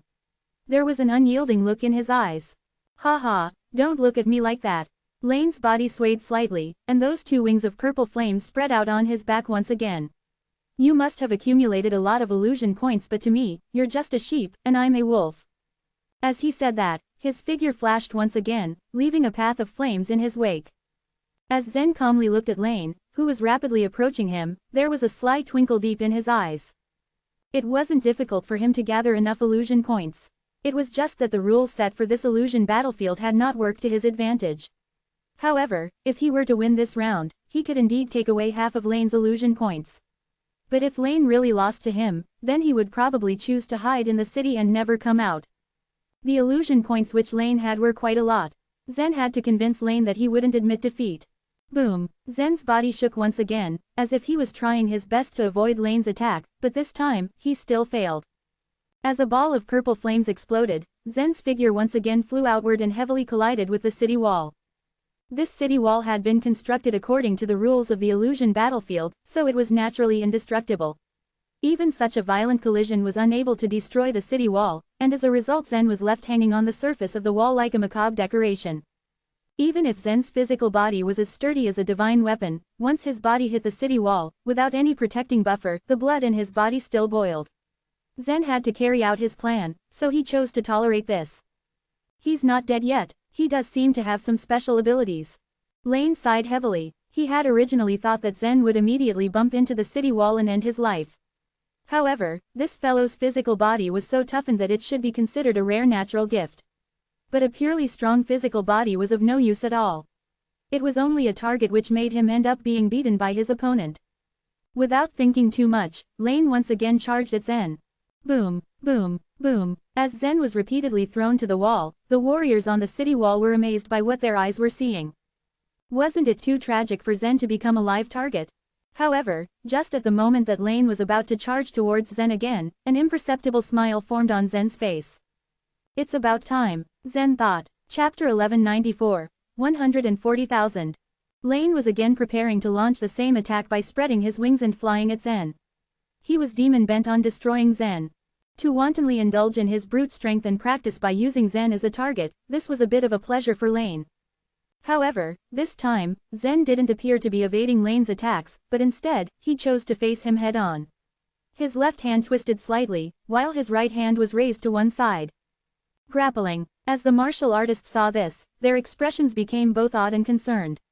They exchanged curious looks and then turned back to the titanic battle which raged outside the city. Ogre martial artists mostly focused on practicing body refining. Grappling was the most basic of martial arts. It could be classified as a basic fighting technique. How could such a technique beat the might which Lane wielded? Was Zen counting on capturing Lane by using the grappling technique? Would Lane even fall for that? More and more, they felt that there must be something wrong with Zen's head. Clearly, the sun had addled his brains. Lane also laughed coldly as he flapped his wings slightly behind his back. His flying posture became even more elegant as he accumulated speed, and then launched himself to charge straight at Zen. Although the strength that Zen had displayed couldn't even withstand a single blow, Lane's alertness hadn't decreased in the slightest. He didn't believe that Zen had shown his true strength and skills. But no matter what tricks this guy was playing, Lane always thought that Zen was under his control. Playing tricks under his absolute strength was meaningless. It's over. As he rushed towards Zen, the purple flame in his hand rapidly bloomed like a wildly growing flower. But at this moment, Zen's right hand shot out like a bolt of lightning, and with a gentle squeeze of his hand, he snuffed out the purple flame in the blink of an eye. Then, like a snake, his left hand grabbed onto Lane's arm. Having underestimated Zen's strength, Lane was dumbstruck as an unfathomable force now quietly appeared. Crack! A clear shattering sound could be heard by all. Zen had just broken Lane's arm using only one hand. A hint of disbelief flashed across Lane's face as another ball of fire appeared in his free hand. He wanted to smash it right against Zen's head again. However, Zen once again extinguished the flames with lightning speed, and at the same time he grabbed Lane's remaining hand. Within this grasp, Lane felt as if he was being clamped down on by a pair of pliers. There was almost no chance for him to move at all. Witnessing this scene from the top of the city wall, the surrounding martial artists became even more confused. Once warriors reached the Soul Sea realm, the competition between them was either based on their life vitality cultivation or their martial skills. Zen's sudden use of the grappling technique was already quite inconceivable. Why would Lane also want to play with Zen? The two of them were locked in a stalemate. Were they going to compete in terms of strength? What they didn't know was that Lane had also been secretly complaining in his heart. Although Lane had guessed that Zen possessed his own trump card, he hadn't considered that Zen's trump card would actually be using his own immense physical strength. Where did this guy get such a terrifying strength? Lane's size was considered to be small, when compared to the other ogre warriors, but he was still more than twice as tall and sturdy as Zen. It was indeed a strange thing to be grappled by Zen like this. But Zen did not give him time to think it over for long. Lane had cultivated both body and life vitality. Besides cultivating the fire law, His body refining technique was also extremely powerful. However, Zen didn't even give him the chance to use this. While Lane was still puzzled and plotting a counterattack, a force 10 times stronger than before was being transmitted from Zen's powerfully muscled arm. With such a boundless force, Lane simply didn't have the strength to resist. Or, it could be argued that he simply had no time to resist. He rapidly felt a heart-wrenching pain. His body, which was twice the size of Zen's, was being forcibly torn apart by Zen. As a red dot of light rapidly flew into the main city, a dense cluster of illusion points emerged from the ravaged body of Lane, and these yellow dots of light immediately shot into Zen's body.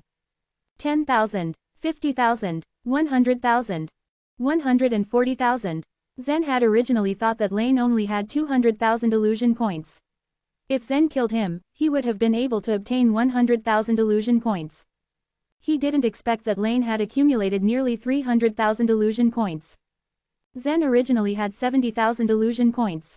However, after absorbing the 140,000 illusion points, the number of illusion points within his body suddenly shot up to 210,000. However, as for the many cultivators on the city wall, they were not envious of Zen. The vast majority of them even held expressions of suspicion on their faces.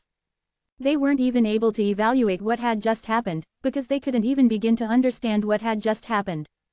Zen hadn't been able to fight back before, so why had the two of them become locked in an inexplicable fight, and how did Lane suddenly become torn to shreds by Zen? This kind of battle was beyond common sense. After a long while, one of the ogre martial artists finally said, "It's such an injustice that Lane lost like this. He simply didn't display his true strength." Lane is probably very upset. You were right, his true strength had not been unleashed at all. After he revives, he'll definitely come and find this human warrior. An almost imperceptible smile once again appeared on Zen's face when he heard this. This was exactly what he desired. Lane had so many illusion points. Killing him only once was simply too much of a waste. The reason why Zen had shown weakness earlier was not because he wanted to deceive Lane, but to turn the tide when he was later caught off guard. Although Lane's strength was not weak, Zen hadn't put him in his place yet. In this illusion battlefield, there might be a martial artist who Zen had difficulty defeating or even had the power to defeat Zen. After all, the universe was too big. Zen was very talented, however, the super talents in the universe, like Layla, couldn't be underestimated. In the passing the torch, Zen might have been able to suppress her in all directions. In terms of strength, he was definitely a little better than her, but it had still not been an easy task to defeat Layla. Moreover, there were still many other ace talents in the universe. They might even be stronger than Layla and with a richer heritage. The battle outside the main city was just the beginning on the illusion battlefield. Zen did not expect to learn from these battles or achieve further growth. His only goal was to gain as many illusion points as possible. Previously, Zen had pretended to be weak and allowed Lane to thrash him over and over again.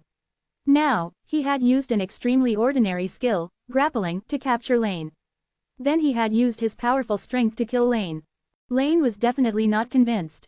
With his background, he must still have had many trump cards that he could not have used in time. Feelings of unwillingness filled his heart. After Lane revived in the main city, he would immediately challenge Zen again. This would give Zen a second chance to kill Lane. Although he had killed Lane once and already obtained half of his illusion points, Lane still had 140,000 illusion points. If Zen could kill Lane once again, then he would obtain another 70,000 illusion points. Hey, don't you want to hide in the city for a while?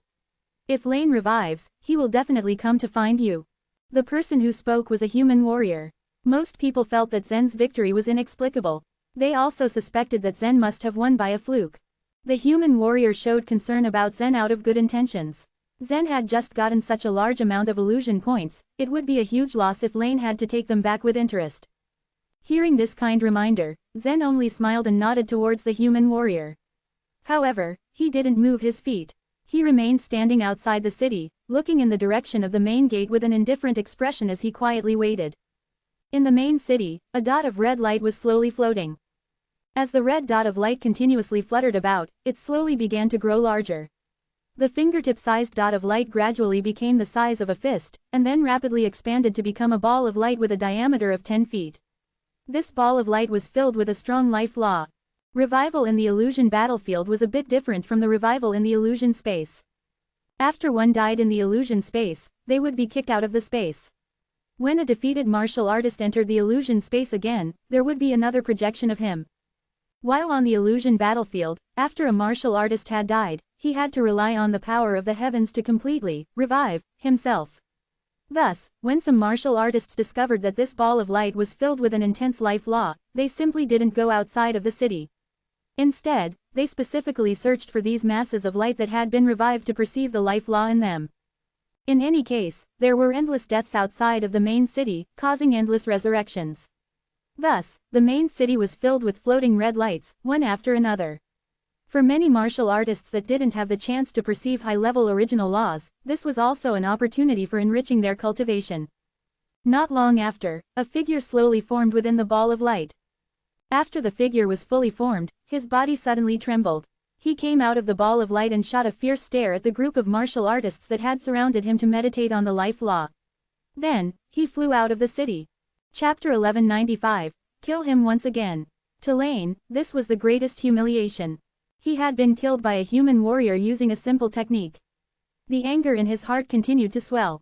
The reason why Zen could easily defeat Lane was that his strength was high. Lane, with his current cultivation base, was unable to stand tall against his might. However, that did not mean that Lane would so easily lose to Zen. Zen's body was strong and he had inborn divine strength, but these two aspects were not worth much in Lane's eyes. Lane had more and better abilities. He had made many kills. Moreover, he had comprehended the profound mysteries of the fire law. Those were something that only belonged to him. To some extent, it could be said that he had comprehended that law of causality all by himself. However, he was killed by the human warrior even before he could put his brilliance on display. To put it bluntly, he had been tricked by Zen. How could Lane accept that? He rushed out of the city in a hurry the moment he was revived. Right now, what worried Lane the most was that Zen had hidden himself within the main city. He had already made up his mind while waiting to be revived as a soul. No matter where Zen was hiding, Lane would hunt him down. Unless Zen gave up on accumulating illusion points, Lane would follow him the entire way. When Lane's hawk-like sharp gaze swept around as he stood on the city walls, he was slightly stunned by what he saw. Not far away, Zen floated in the air. It seemed that after Lane was killed, Zen had not even moved an inch. Zen too noticed Lane's stare. The corners of his mouth curled up as he smiled faintly at his opponent. When Lane saw Zen's haughty smile, the flames of fury that had filled his chest poured into his head. Without the slightest hesitation, Lane jumped up from the city wall. At the same time, the pair of purple flaming wings on his back soared. The wings extended over a distance of 1,000 feet as they charged toward Zen. Usually, Lane was a very vigilant warrior. In the Ogre Flame world, the competition was fierce. Lane, as successor of the World Lord, did not rely solely on his talent.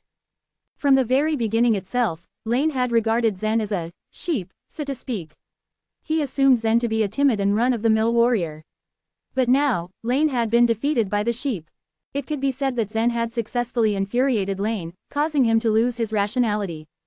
When warriors went into a fit of rage, their strength would often increase or even exceed their limits.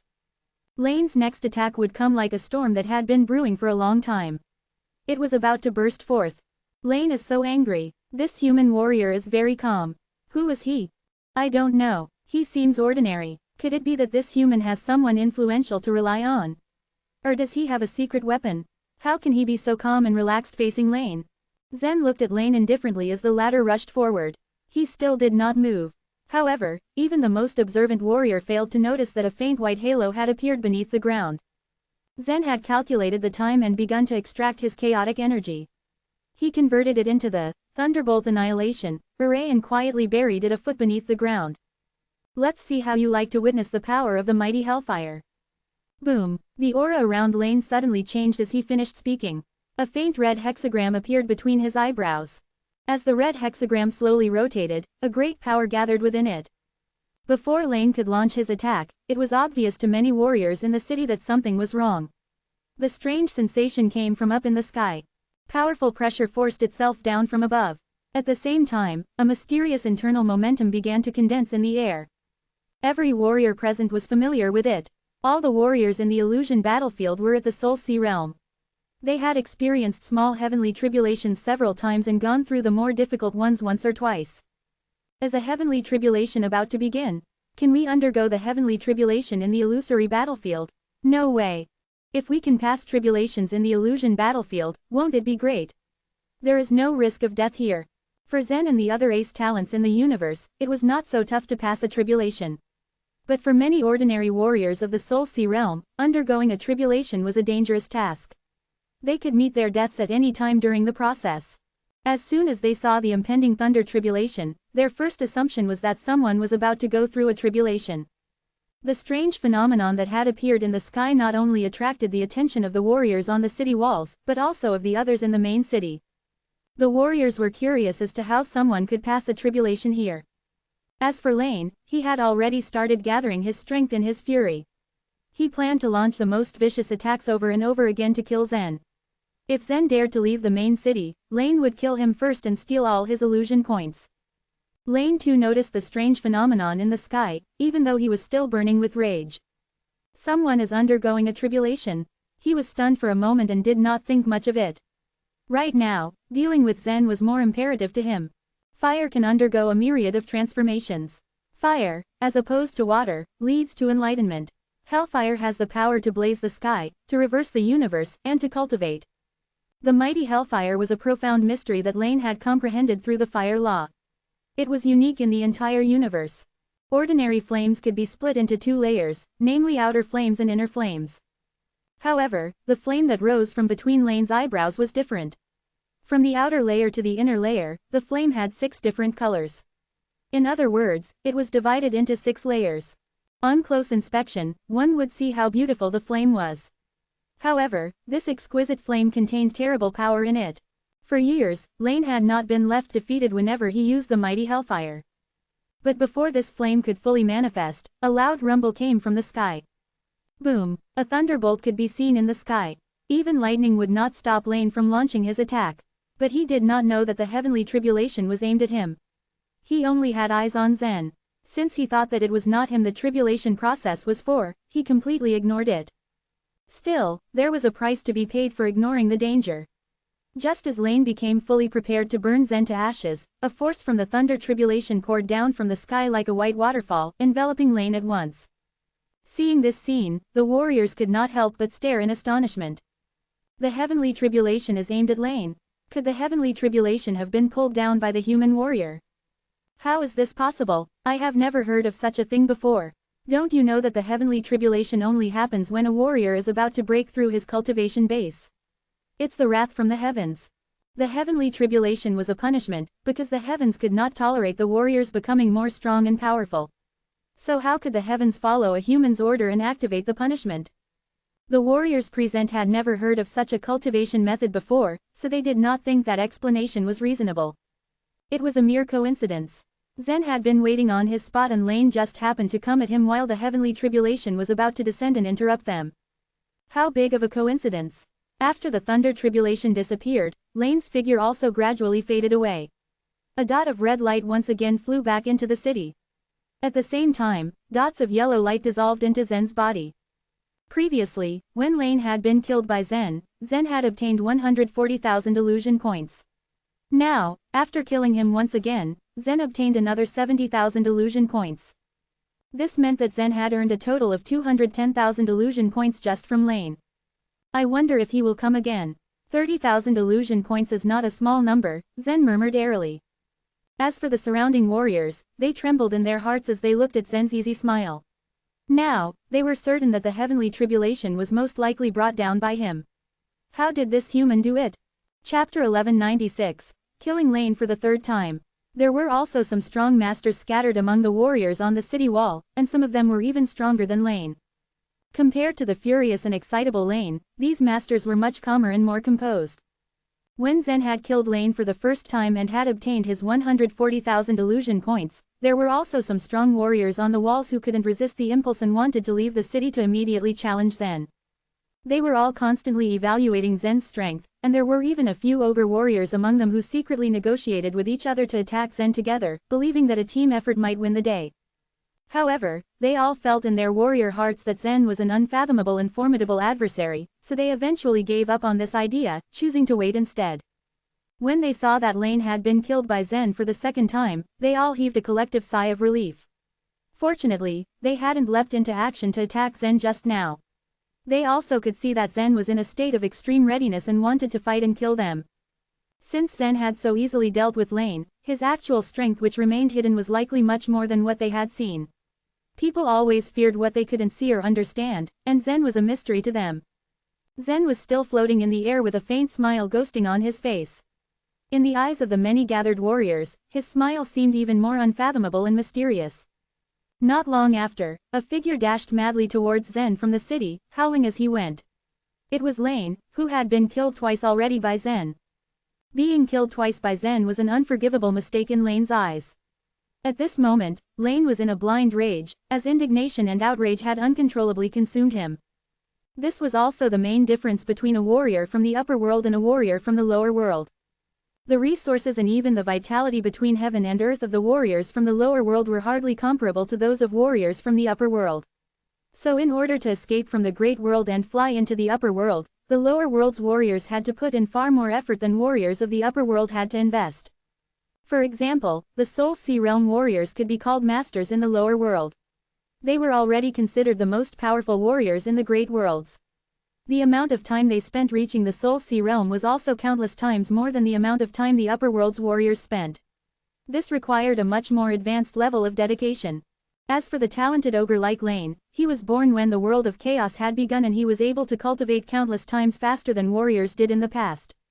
His warrior spirit hadn't gone through the test of time, and he had also encountered very few dangers which would have molded and shaped his warrior spirit.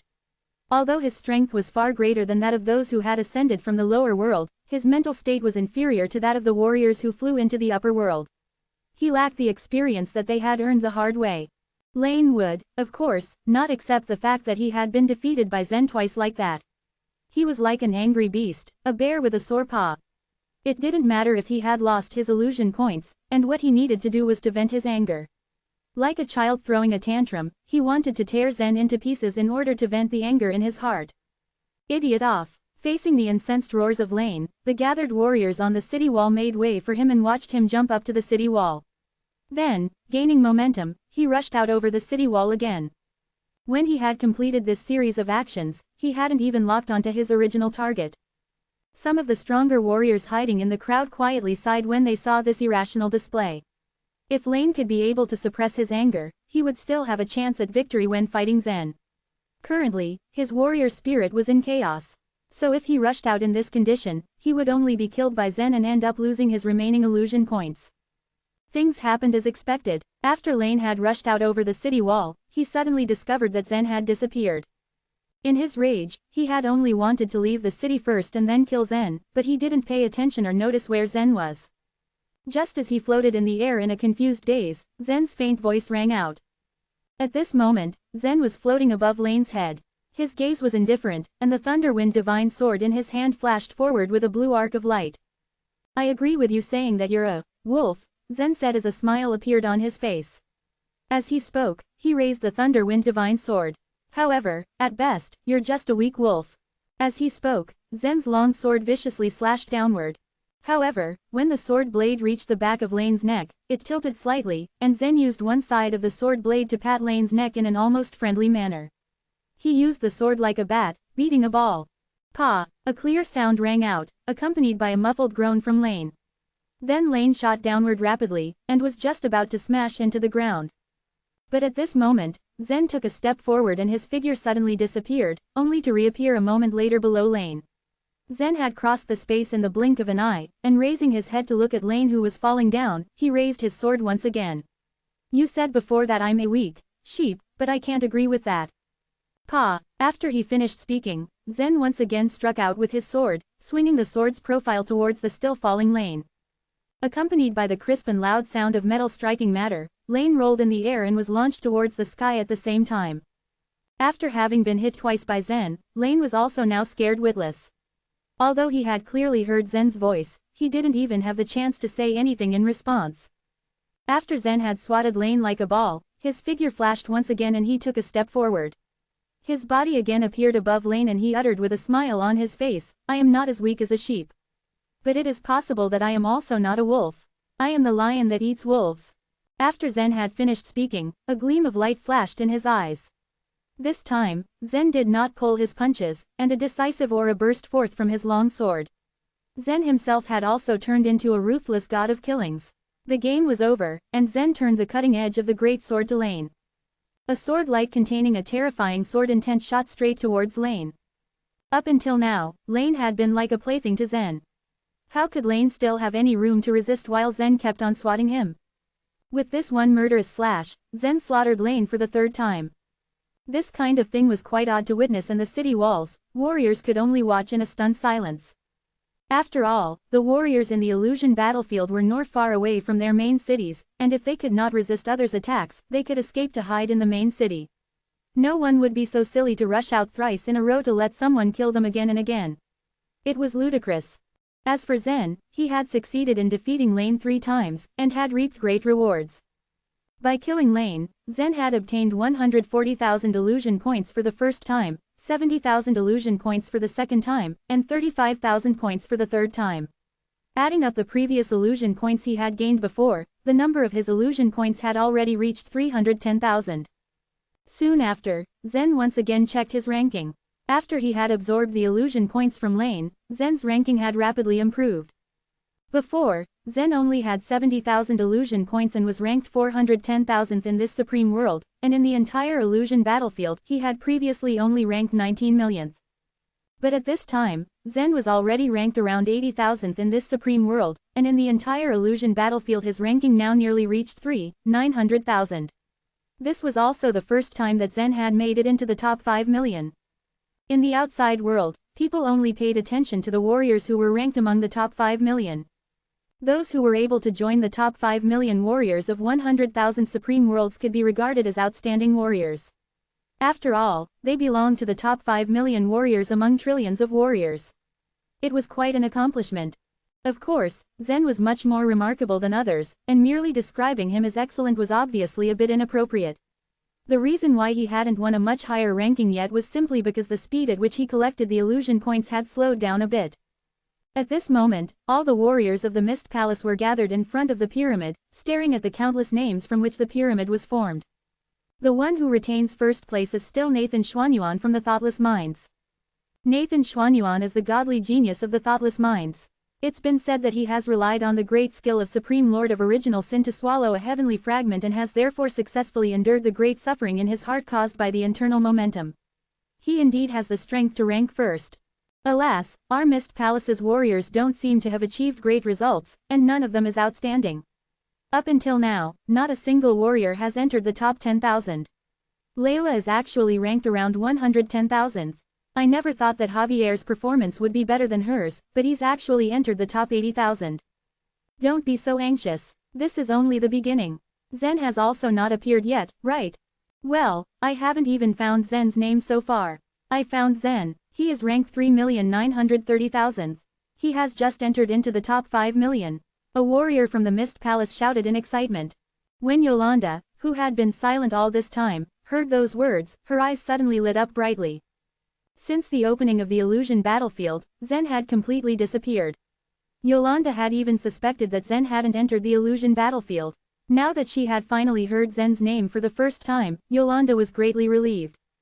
She trusted Zen. As long as he entered the illusion battlefield, he would definitely strive to achieve a good result. He is only ranked 3,930,000th. What on earth is he trying to do? Someone grumbled in dissatisfaction. Regardless of the other fighters, Zen's performance was completely inconsistent with the great performance he had delivered in the Passing the Torch. Chapter 1197, Deduction on Illusion Points. The sound of doubtful whispers and chatters filled the area. It was because Zen was a cultivator from the Mist Palace. It would be acceptable if it was any other warrior. After all, warriors who had entered the top 5 million rankings were already considered as outstanding individuals in the whole universe. However, Zen had already set so many frightening records before that. Even the sword attack he had left in the sword practicing hall still sat firmly at the top of the list, and shocked almost all the martial artists who entered the sword practicing hall. Thus, the people were quite disappointed to know that such a man was still in the 3,900,000th place in the rankings. It was even better if they didn't see his rank in the list instead. There were illusion spaces in many places in the universe, and they were also in almost every sacred place. Zen was famous for tricking and killing supreme lords and occasionally telling stories through the roaring token, so it was natural for many people to look for his name. In addition, many more had also discovered his existence when he entered the top 5 million rankings. Tisk, Zen is only so-so. The illusion battlefield has been opened for so long, but he is only ranked among top 4 million. I told you, this Zen is just lucky that he got that strange fairy palace. His own strength is not worth mentioning. How can he compete with the talents from the 100,000 supreme worlds? If he's weaker than the others, he shouldn't enter the illusion battlefield and embarrass himself. I heard that Zen got trapped in the fairy palace because he had killed 4 supreme lords. That is equivalent to a capital offense. Maybe he is also looking for a breakthrough in his cultivation to deal with that problem. There were countless living beings in the universe, so many of them had still recognized Zen among the 5 million ranked names despite many creatures didn't know him well. But soon enough, Zen's ranking had spread throughout the universe. The ones who received the most attention were usually those who ranked in the top 100. However, Zen was an exception. Meanwhile, Zen himself floated about outside the main city. Many warriors in the main city got intimidated of him after he had killed Lane. Everyone there clearly knew how powerful Lane was. The majority of them couldn't even withstand a single attack from him. Yet, this human martial artist named Zen had killed Lane 3 times, like he was a monster. With Zen's display of his unfathomable strength, no warrior in the city was willing to surrender the illusion points they had painstakingly accumulated themselves. It wasn't that there weren't any martial artists who challenged Zen, but the ones who challenged him were ogre martial artists who didn't care about the illusion points. They were weak and it was meaningless to kill them. Thus, Zen helplessly wandered around the city again. Even then, the impact of Zen and Lane's battle was too great.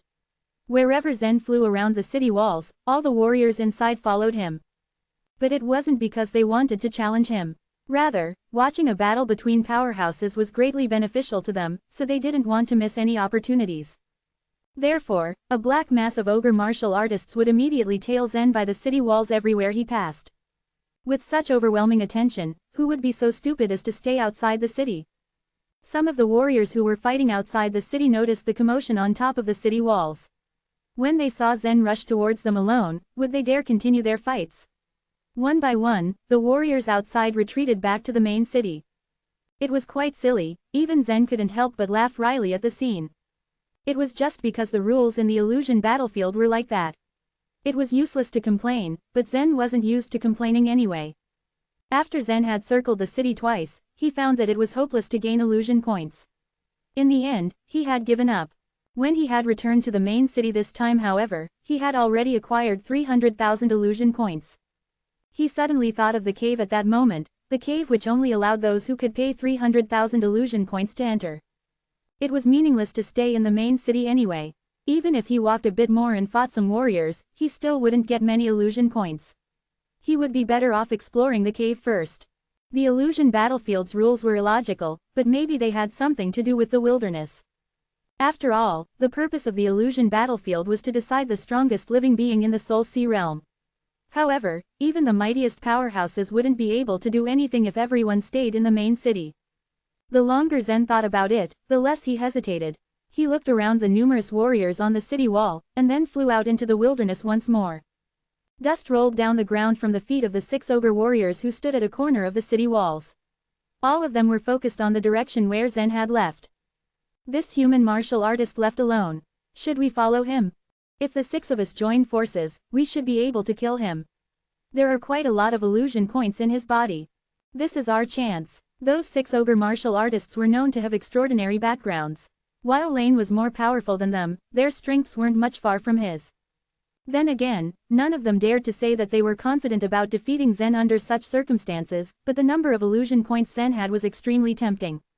Thus, they didn't want to let go of Zen, and the 6 of them decided to join forces against him. They got a little excited when they saw Zen leave alone. However, it was difficult for them to decide whether to chase after him or not. As one of them watched Zen's figure slowly disappear, he shook his head and finally said, "It's better not to. He hasn't displayed half of his true strength yet." The strength he had shown was already terrifying. Even if he had so many illusion points, no one knew what methods and trump cards Zen had, so the 6 of them still chose to give up just to be safe. On the other hand, Zen deliberately slowed down before he left. He knew that some martial artists were greedy. Perhaps they would join forces to hunt him down, and that was what he always waited for.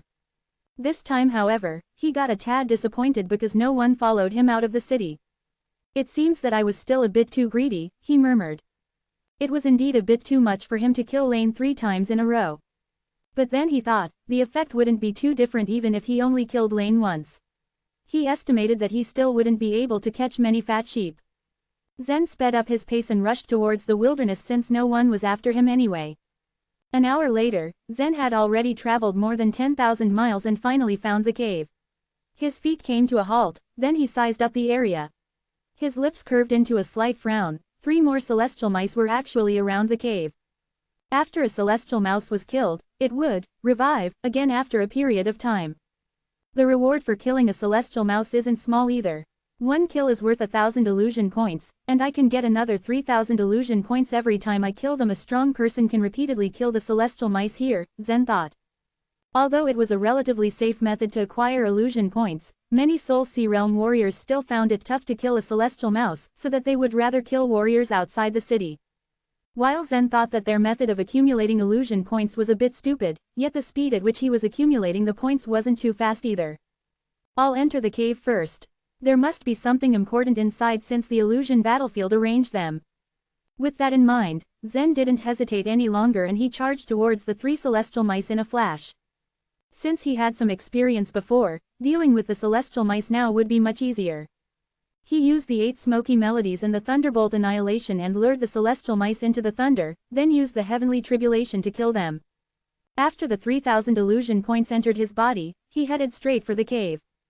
Just as he approached the cave, a beam of light blocked his path and a thought spoke in his mind. Entering Evil Wind Cave requires 300,000 illusion points. Zen nodded his head indifferently when he heard those words. All right, he said as he stared at the pitch-black cave.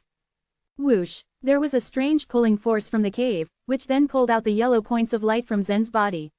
After that, all the yellow illusion points entered the beam of light. Zen had lost 300,000 illusion points in a blink of an eye. Even if Zen had made this decision, he still felt his heart ache when he saw the numerous illusion points he'd worked so hard for quickly got taken away. Chapter 1198, The Ancient Temple. Zen's ranking fell dramatically the moment the illusion points left his body. The rankings in the pyramid were volatile given the heavy competition among trillions of warriors in gathering illusion points. The positions rose and fell constantly, even a tiny gap in points was enough to make a big difference. Those in the mid and bottom tiers did not normally merit much attention. But those at the top did. The top-tier warriors usually just changed spots amongst each other depending on the amount of points they had accumulated. However, the entire system would know if one of them ever lost and died. This was the case with Nathan, who had previously been ranked as number 1. It was quite a shock for everyone when he suddenly fell from the top spot all the way to the 40,000th place. The only explanation they could come up for this was that he had been killed and had lost half of his accumulated illusion points. There were 2 points to be noted about this. The first one was that someone had managed to kill the number 1 warrior, and the second was that despite having lost half of his illusion points, Nathan was still at the 40,000th place. It was quite a bit of speculation as to who exactly managed to kill him. Who had the skill to slay a godly genius of the thoughtless minds such as Nathan? They didn't know at all. Back to Zen. His ranking still wasn't that high, but he was starting to make a name for himself. A number of warriors currently watched out for him, recognizing the potential the young man had in the rankings. So it was only natural that those who had paid attention to him were also curious why his name suddenly disappeared. Yolanda, meanwhile, was astonished at this sudden turn of events. It was highly possible that Zen had been killed considering how much he had fallen down the ranks. If he lost half of his accumulated points, then she could more or less guess what ranking he was now at. But to her surprise, she did not find his name there. Yolanda continued searching all the way down to the 12 millionth place but still couldn't find Zen's name. How could this be, she wondered. Even if he died once, it would be impossible for him to fall out of the top 10 million just like that. Or could it be did Zen die twice in just a short period of time? That shouldn't be possible, considering the amount of time it would take to bring someone back to life was quite long. Dying twice in succession was extremely unlikely. He didn't, did he? She couldn't help but mutter to herself in disbelief. She wasn't worried, just shocked. Back in the Passing the Torch, Zen's ranking had also started low but had been improved swiftly over the course of time. That young man had no problem bouncing back to the top right after having been kicked to the absolute bottom. The only reason she was still bothered was the fact that his ranking had dropped so dramatically low in an instant. It just shouldn't be possible. Meanwhile, back in the illusion battlefield, Zen was left with only about 10,000 illusion points. These 10,000 illusion points were by no means impressive. This amount could be easily farmed by spending a couple of hours in battle. Right now, Zen had gone down to the 40 millionth mark in terms of ranking in this world. And on the illusion battlefield, he was outside of the 2 billionth place. That was how far he had fallen. He shook his head, trying to deny the frustration that was creeping up on him. Never mind, it's fine. It wasn't as if he could do anything about the 300,000 illusion points he had already lost. The only thing he could do now was to continue moving forward. The cave stood in front of him and he could only hope that he would be able to find some really cool stuff once he explored it.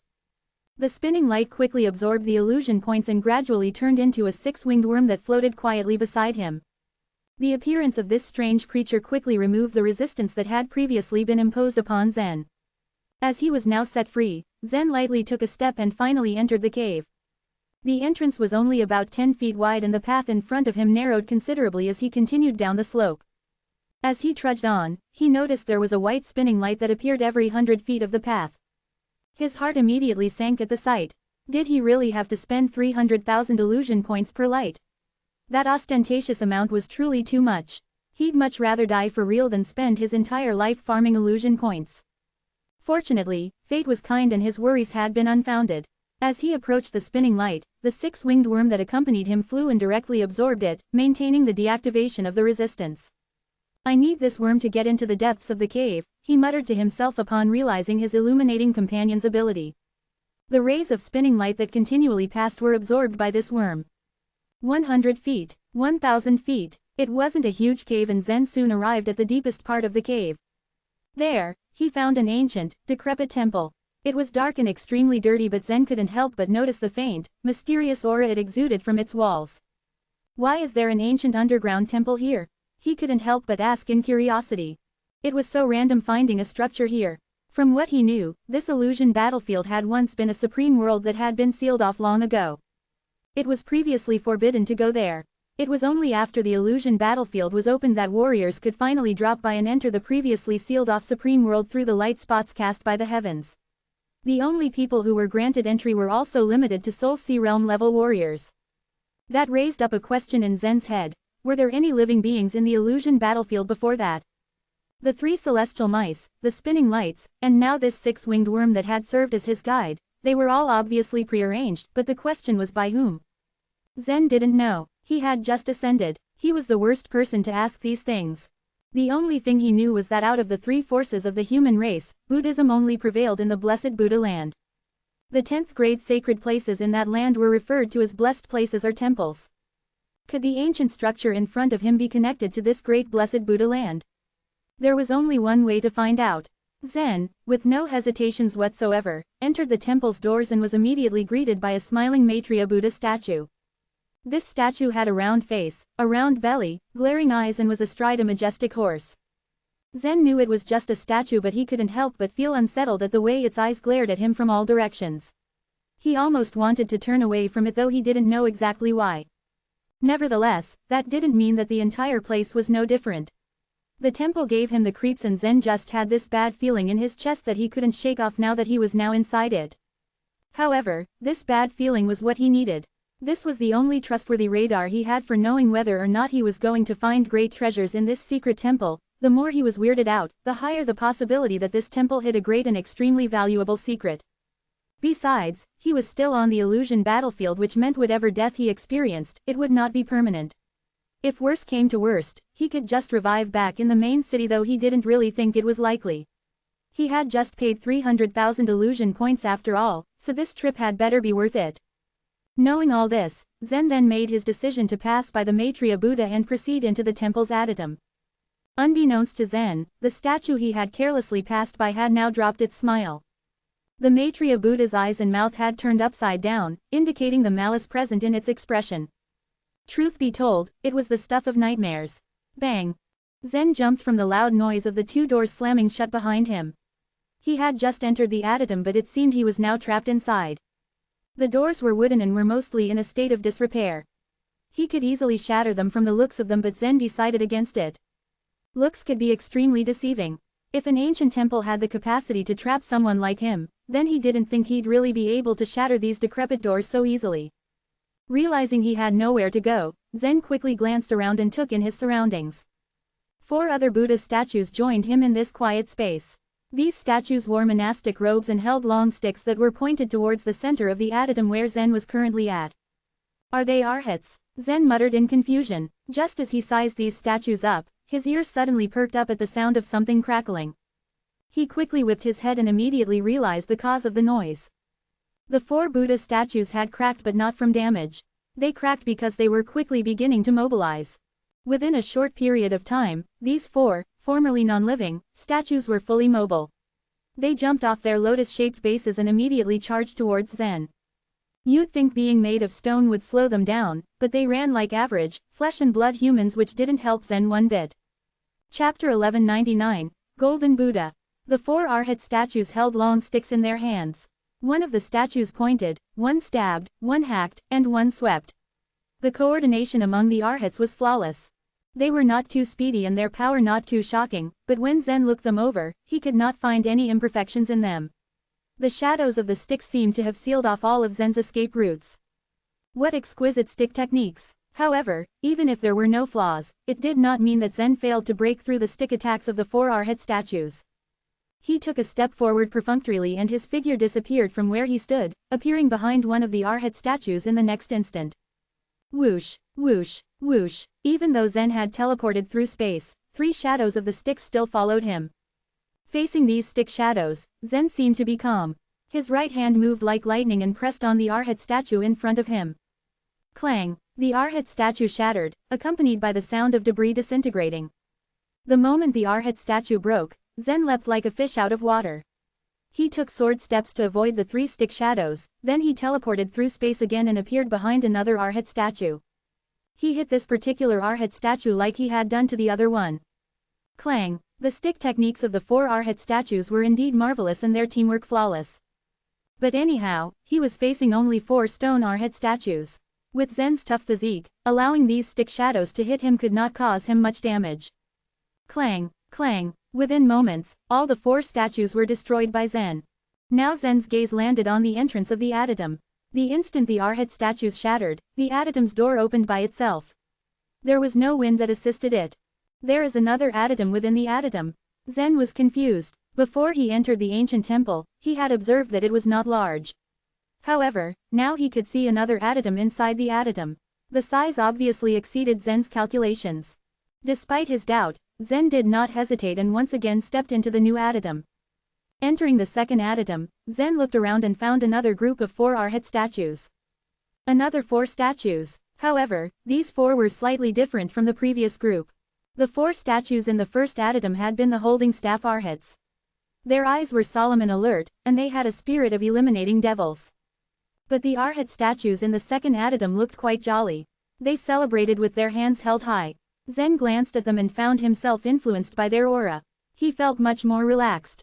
Happy arhat. Many kinds of arhats existed in the world.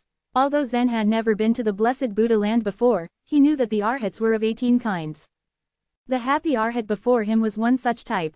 Would there be 18 adytums in total for him to encounter? It was at this moment that cracks began to appear on the surface of the 4 happy arhats.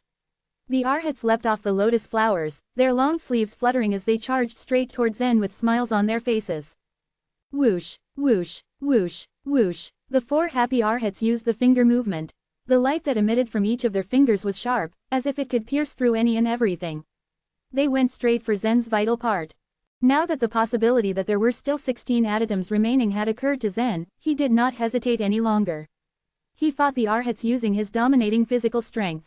He did not want to waste too much time here.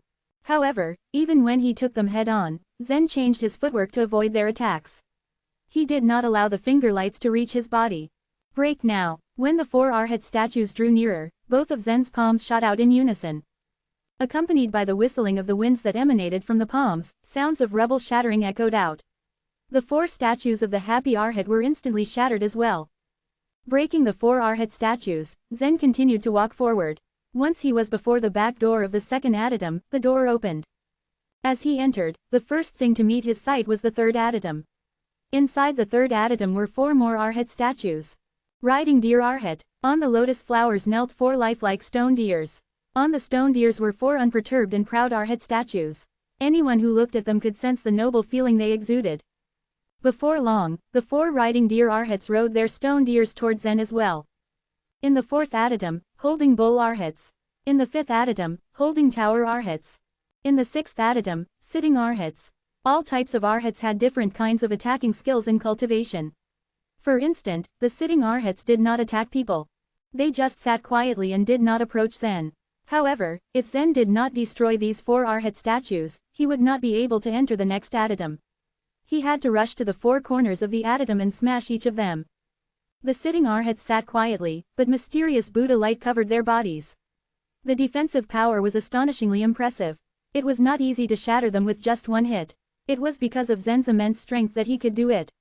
If any other martial artist had entered the temple in his stead, he would have expended much more of his strength. In the 7th adytum, crossing river Arhats.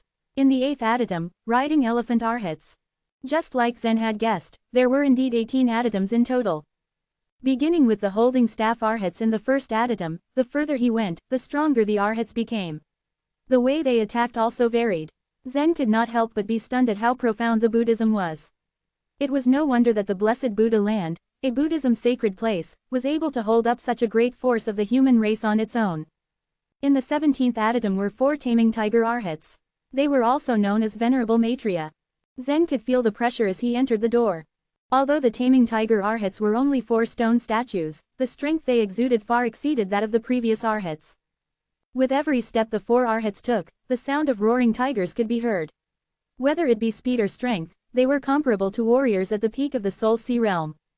Roar. Facing the 4 taming tiger Arhats, Zen held a solemn expression on his face. The Thunder Wind Divine Sword appeared in his hand. He had a feeling of crisis.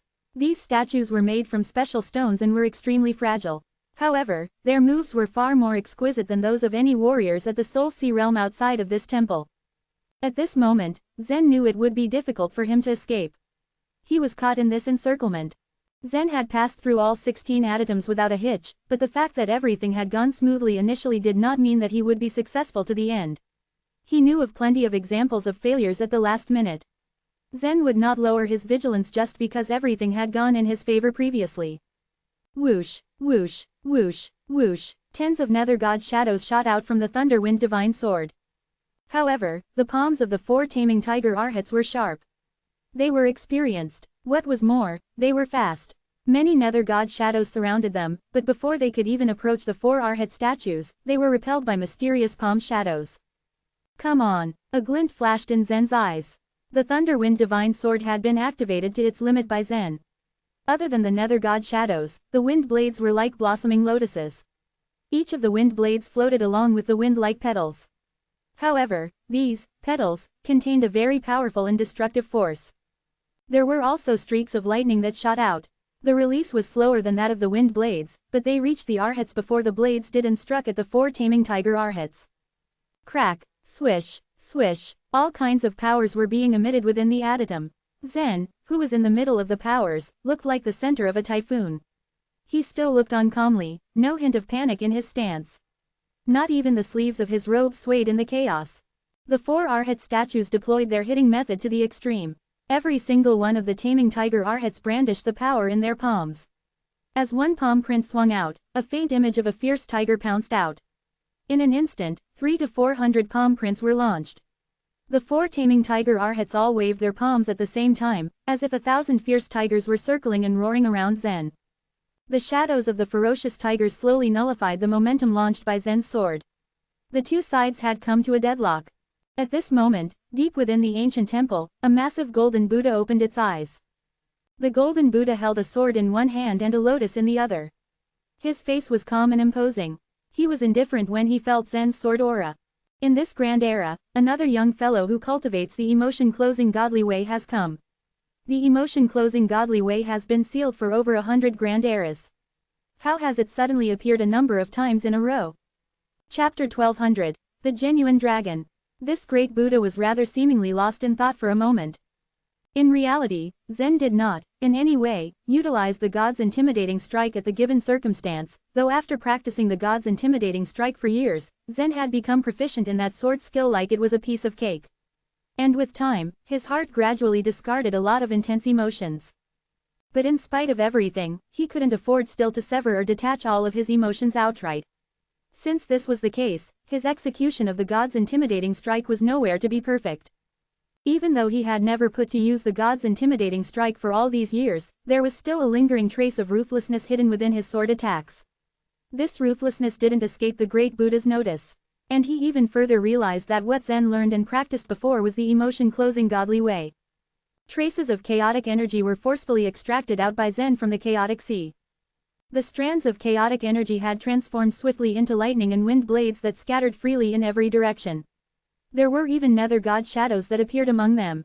Squarely confronting the four arhats for merely 15 seconds, Zen was quick as he charged towards one of the taming tiger arhats as the light in his eyes flickered. The four arhats undoubtedly could take the lightning and wind blades from the thunder wind divine sword by carrying out violent and forceful palm counterattacks. However, having reached their limits now, they were on the verge of losing their edge. Their moves looked finely exquisite, but still, there were flaws discernible in one's naked eye. Zen's eyes were too sharp to let their flaws go unnoticed. Taking advantage of this, he rushed closer to the arhat in no time. He was rushing head-on as fast as lightning. Zen had already positioned his palm fluidly flat on the arhat's chest long before the latter realized what was going on. Break. With Zen uttering the single word, a loud bang rang out as a distinct handprint appeared on the firm chest of the taming tiger arhat. And within just seconds, the cracks, surrounding the handprint, quickly spread out covering the entire arhat's body. Though Zen launched his attack a bit later than his opponents, his one powerful strike had defeated one of the arhats in a matter of split seconds. The wind blades smashed the arhat, and directly blew away the rebel. After successfully shattering the arhat statue in front of him, Zen did not stop himself for a moment. His deft figure lightly spun around, and the long sword hanging by his side suddenly moved in upthrust motion, sweeping out a dazzling sword light in the air. He then surged towards another taming tiger arhat next to him. Bang! The blazing sword light instantly engulfed the taming tiger arhat wholly. The arhat had been throwing several powerful palm shadows towards Zen, but its movement froze midway. The moment Zen turned his back to dash towards the next arhat, fine thin cracks had appeared and also spread out instantly on the arhat's body, breaking it into smooth pieces. Pa! The remaining two taming tiger arhats no longer posed a threat to Zen, so finishing them off would be so easy, like hitting the nail on the head. Soon after, the four arhat statues were all destroyed. But Zen went forth without a stop as if he got a second wind. For him, this was already the 17th adytum. Passing the tests en route wasn't that particularly dangerous, but it was too consuming in terms of time and strength. Currently, Zen had even stronger expectations. He began wondering what kind of reward he would receive after making it through with this trial. The succeeding adytum was the 18th one and should be the final. Just as Zen set his foot on the threshold of the final adytum, a dragon's roar unexpectedly rang out. Taming dragon arhats. The light in Zen's eyes flickered slightly. The presence of the four arhats in the four corners of the adytum was as expected. And each of them had a genuine dragon around their bodies. Zen had heard that once upon a time, there was a master who succeeded in defeating the genuine dragon. And that certain master was an arhat named Mahakassapa. While, he had another well-known title, Taming Dragon Arhat. This time, Zen rejected the notion of waiting. He had barged his way through the 17 adytums in a row and had triumphantly annihilated many statues of the 17 arhats. These encounters alone gave him useful insights as he positively figured out now the crux of these tests. In essence, these arhat statues were not that strong. These statues, to begin with, were not real arhats at all. They only had a trace of the arhat's energy and the power of incense. The power of incense was something like the so-called faith energy. In the blessed Buddha land, there were countless worshippers. What they consecrated formed the power of incense. Although the official way to call it was different, this incense was similar to the faith energy, which the three queens of the demon night had used. Nevertheless, there was still a difference between them. The demon knight was born in the universe, and only the three queens could exert or summon the faith energy and then passed it down to the next three queens. But the whole inheritance process of the power of incense in the blessed Buddha land was far more complicated than it seemingly was. In this world, there were a lot of heavens and gods. And Buddha was one of these existences whose presence was similar to the true God, but Buddhas and gods were not living in the same heavens. It only meant that the legacy in the blessed Buddha land was an existence that surpassed the natural law of the heavens. If Zen had to fight against the 18 arhats, he would likely be killed by them so easily as blinking an eye right now. To display such strength with just a tiny sliver of the power of incense was already something Zen was very wary of about these stone statues. But the most crucial thing was that these 4 arhat statues worked together. Without a doubt, their strength would increase by several times up to the extent that there would be no room for flaws. Zen thought that the strength of the 4 statues in the last adytum was likely much stronger than the previous ones he conquered. So as a countermeasure to be safe after he crossed the threshold of the adytum, he immediately lunged towards one of the 4 statues. He strongly surmised that the succeeding difficulties would be much easier to deal with if he could only destroy a statue of the taming dragon arhat. Zen could hear an eerie constant cracking at the exterior of the taming dragon arhat located at one corner. Its body was visibly trembling and seemed to be about to move in any minute. But Zen had already gotten close to the taming dragon arhat and in one fluid motion, pointed his finger towards its head. As long as he was successful in touching it with his fingertip, uncontrollable power would surge forth and naturally turn this stone statue to dust. Even a towering mountain couldn't withstand Zen's overwhelming strength.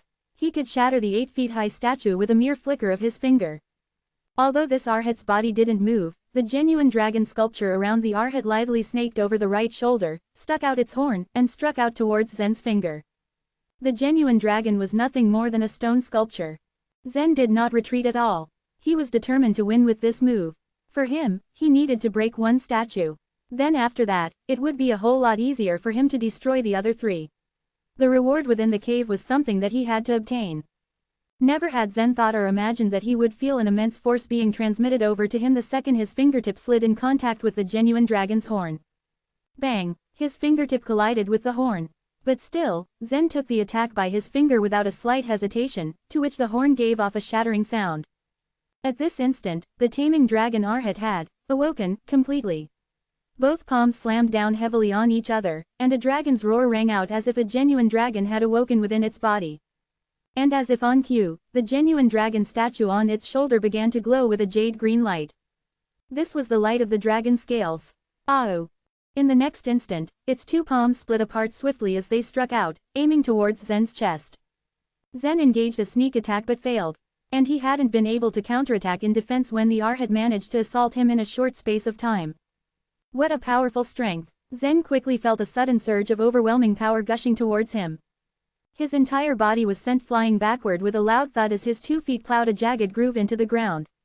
Then, he heavily smashed into a wall before landing at last on the other side of the adytum.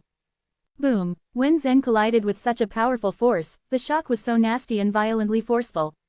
In the lower world, if he hit a mountain like this, not only it would collapse, but also the row of mountains behind it would crash down successively like a domino effect. The walls of the adytum quite looked old and dilapidated. It was as if a strong gale could destroy this ruined ancient temple in one blow. But with that kind of force, the walls of the temple sustained resistance and not even budged at all when Zen's body slammed into it. But still in all, here was the illusion battlefield. The city walls here also looked ordinary, but even the most powerful warriors couldn't destroy them. There must be plausible explanations for this. But come to think of it, how could it be possible that the things constructed by the heavens would be so easy to destroy? Zen wasn't in the mood to think about all this. His sole focus was on the genuine dragon on the arhat's shoulder.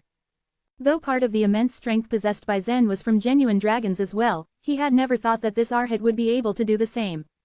At the time the arhat had struck out with its palms, the dragon scales on the genuine dragon also began to light up one by one, flashing with a jade green luster. This genuine dragon was only a stone sculpture, so Zen could still take it down even though its power was seemingly terrifying after it illuminated all of the scales on its body. However, if it were a real dragon, then Zen would have been long smashed to ashes right after all the scales in its body turned ablaze.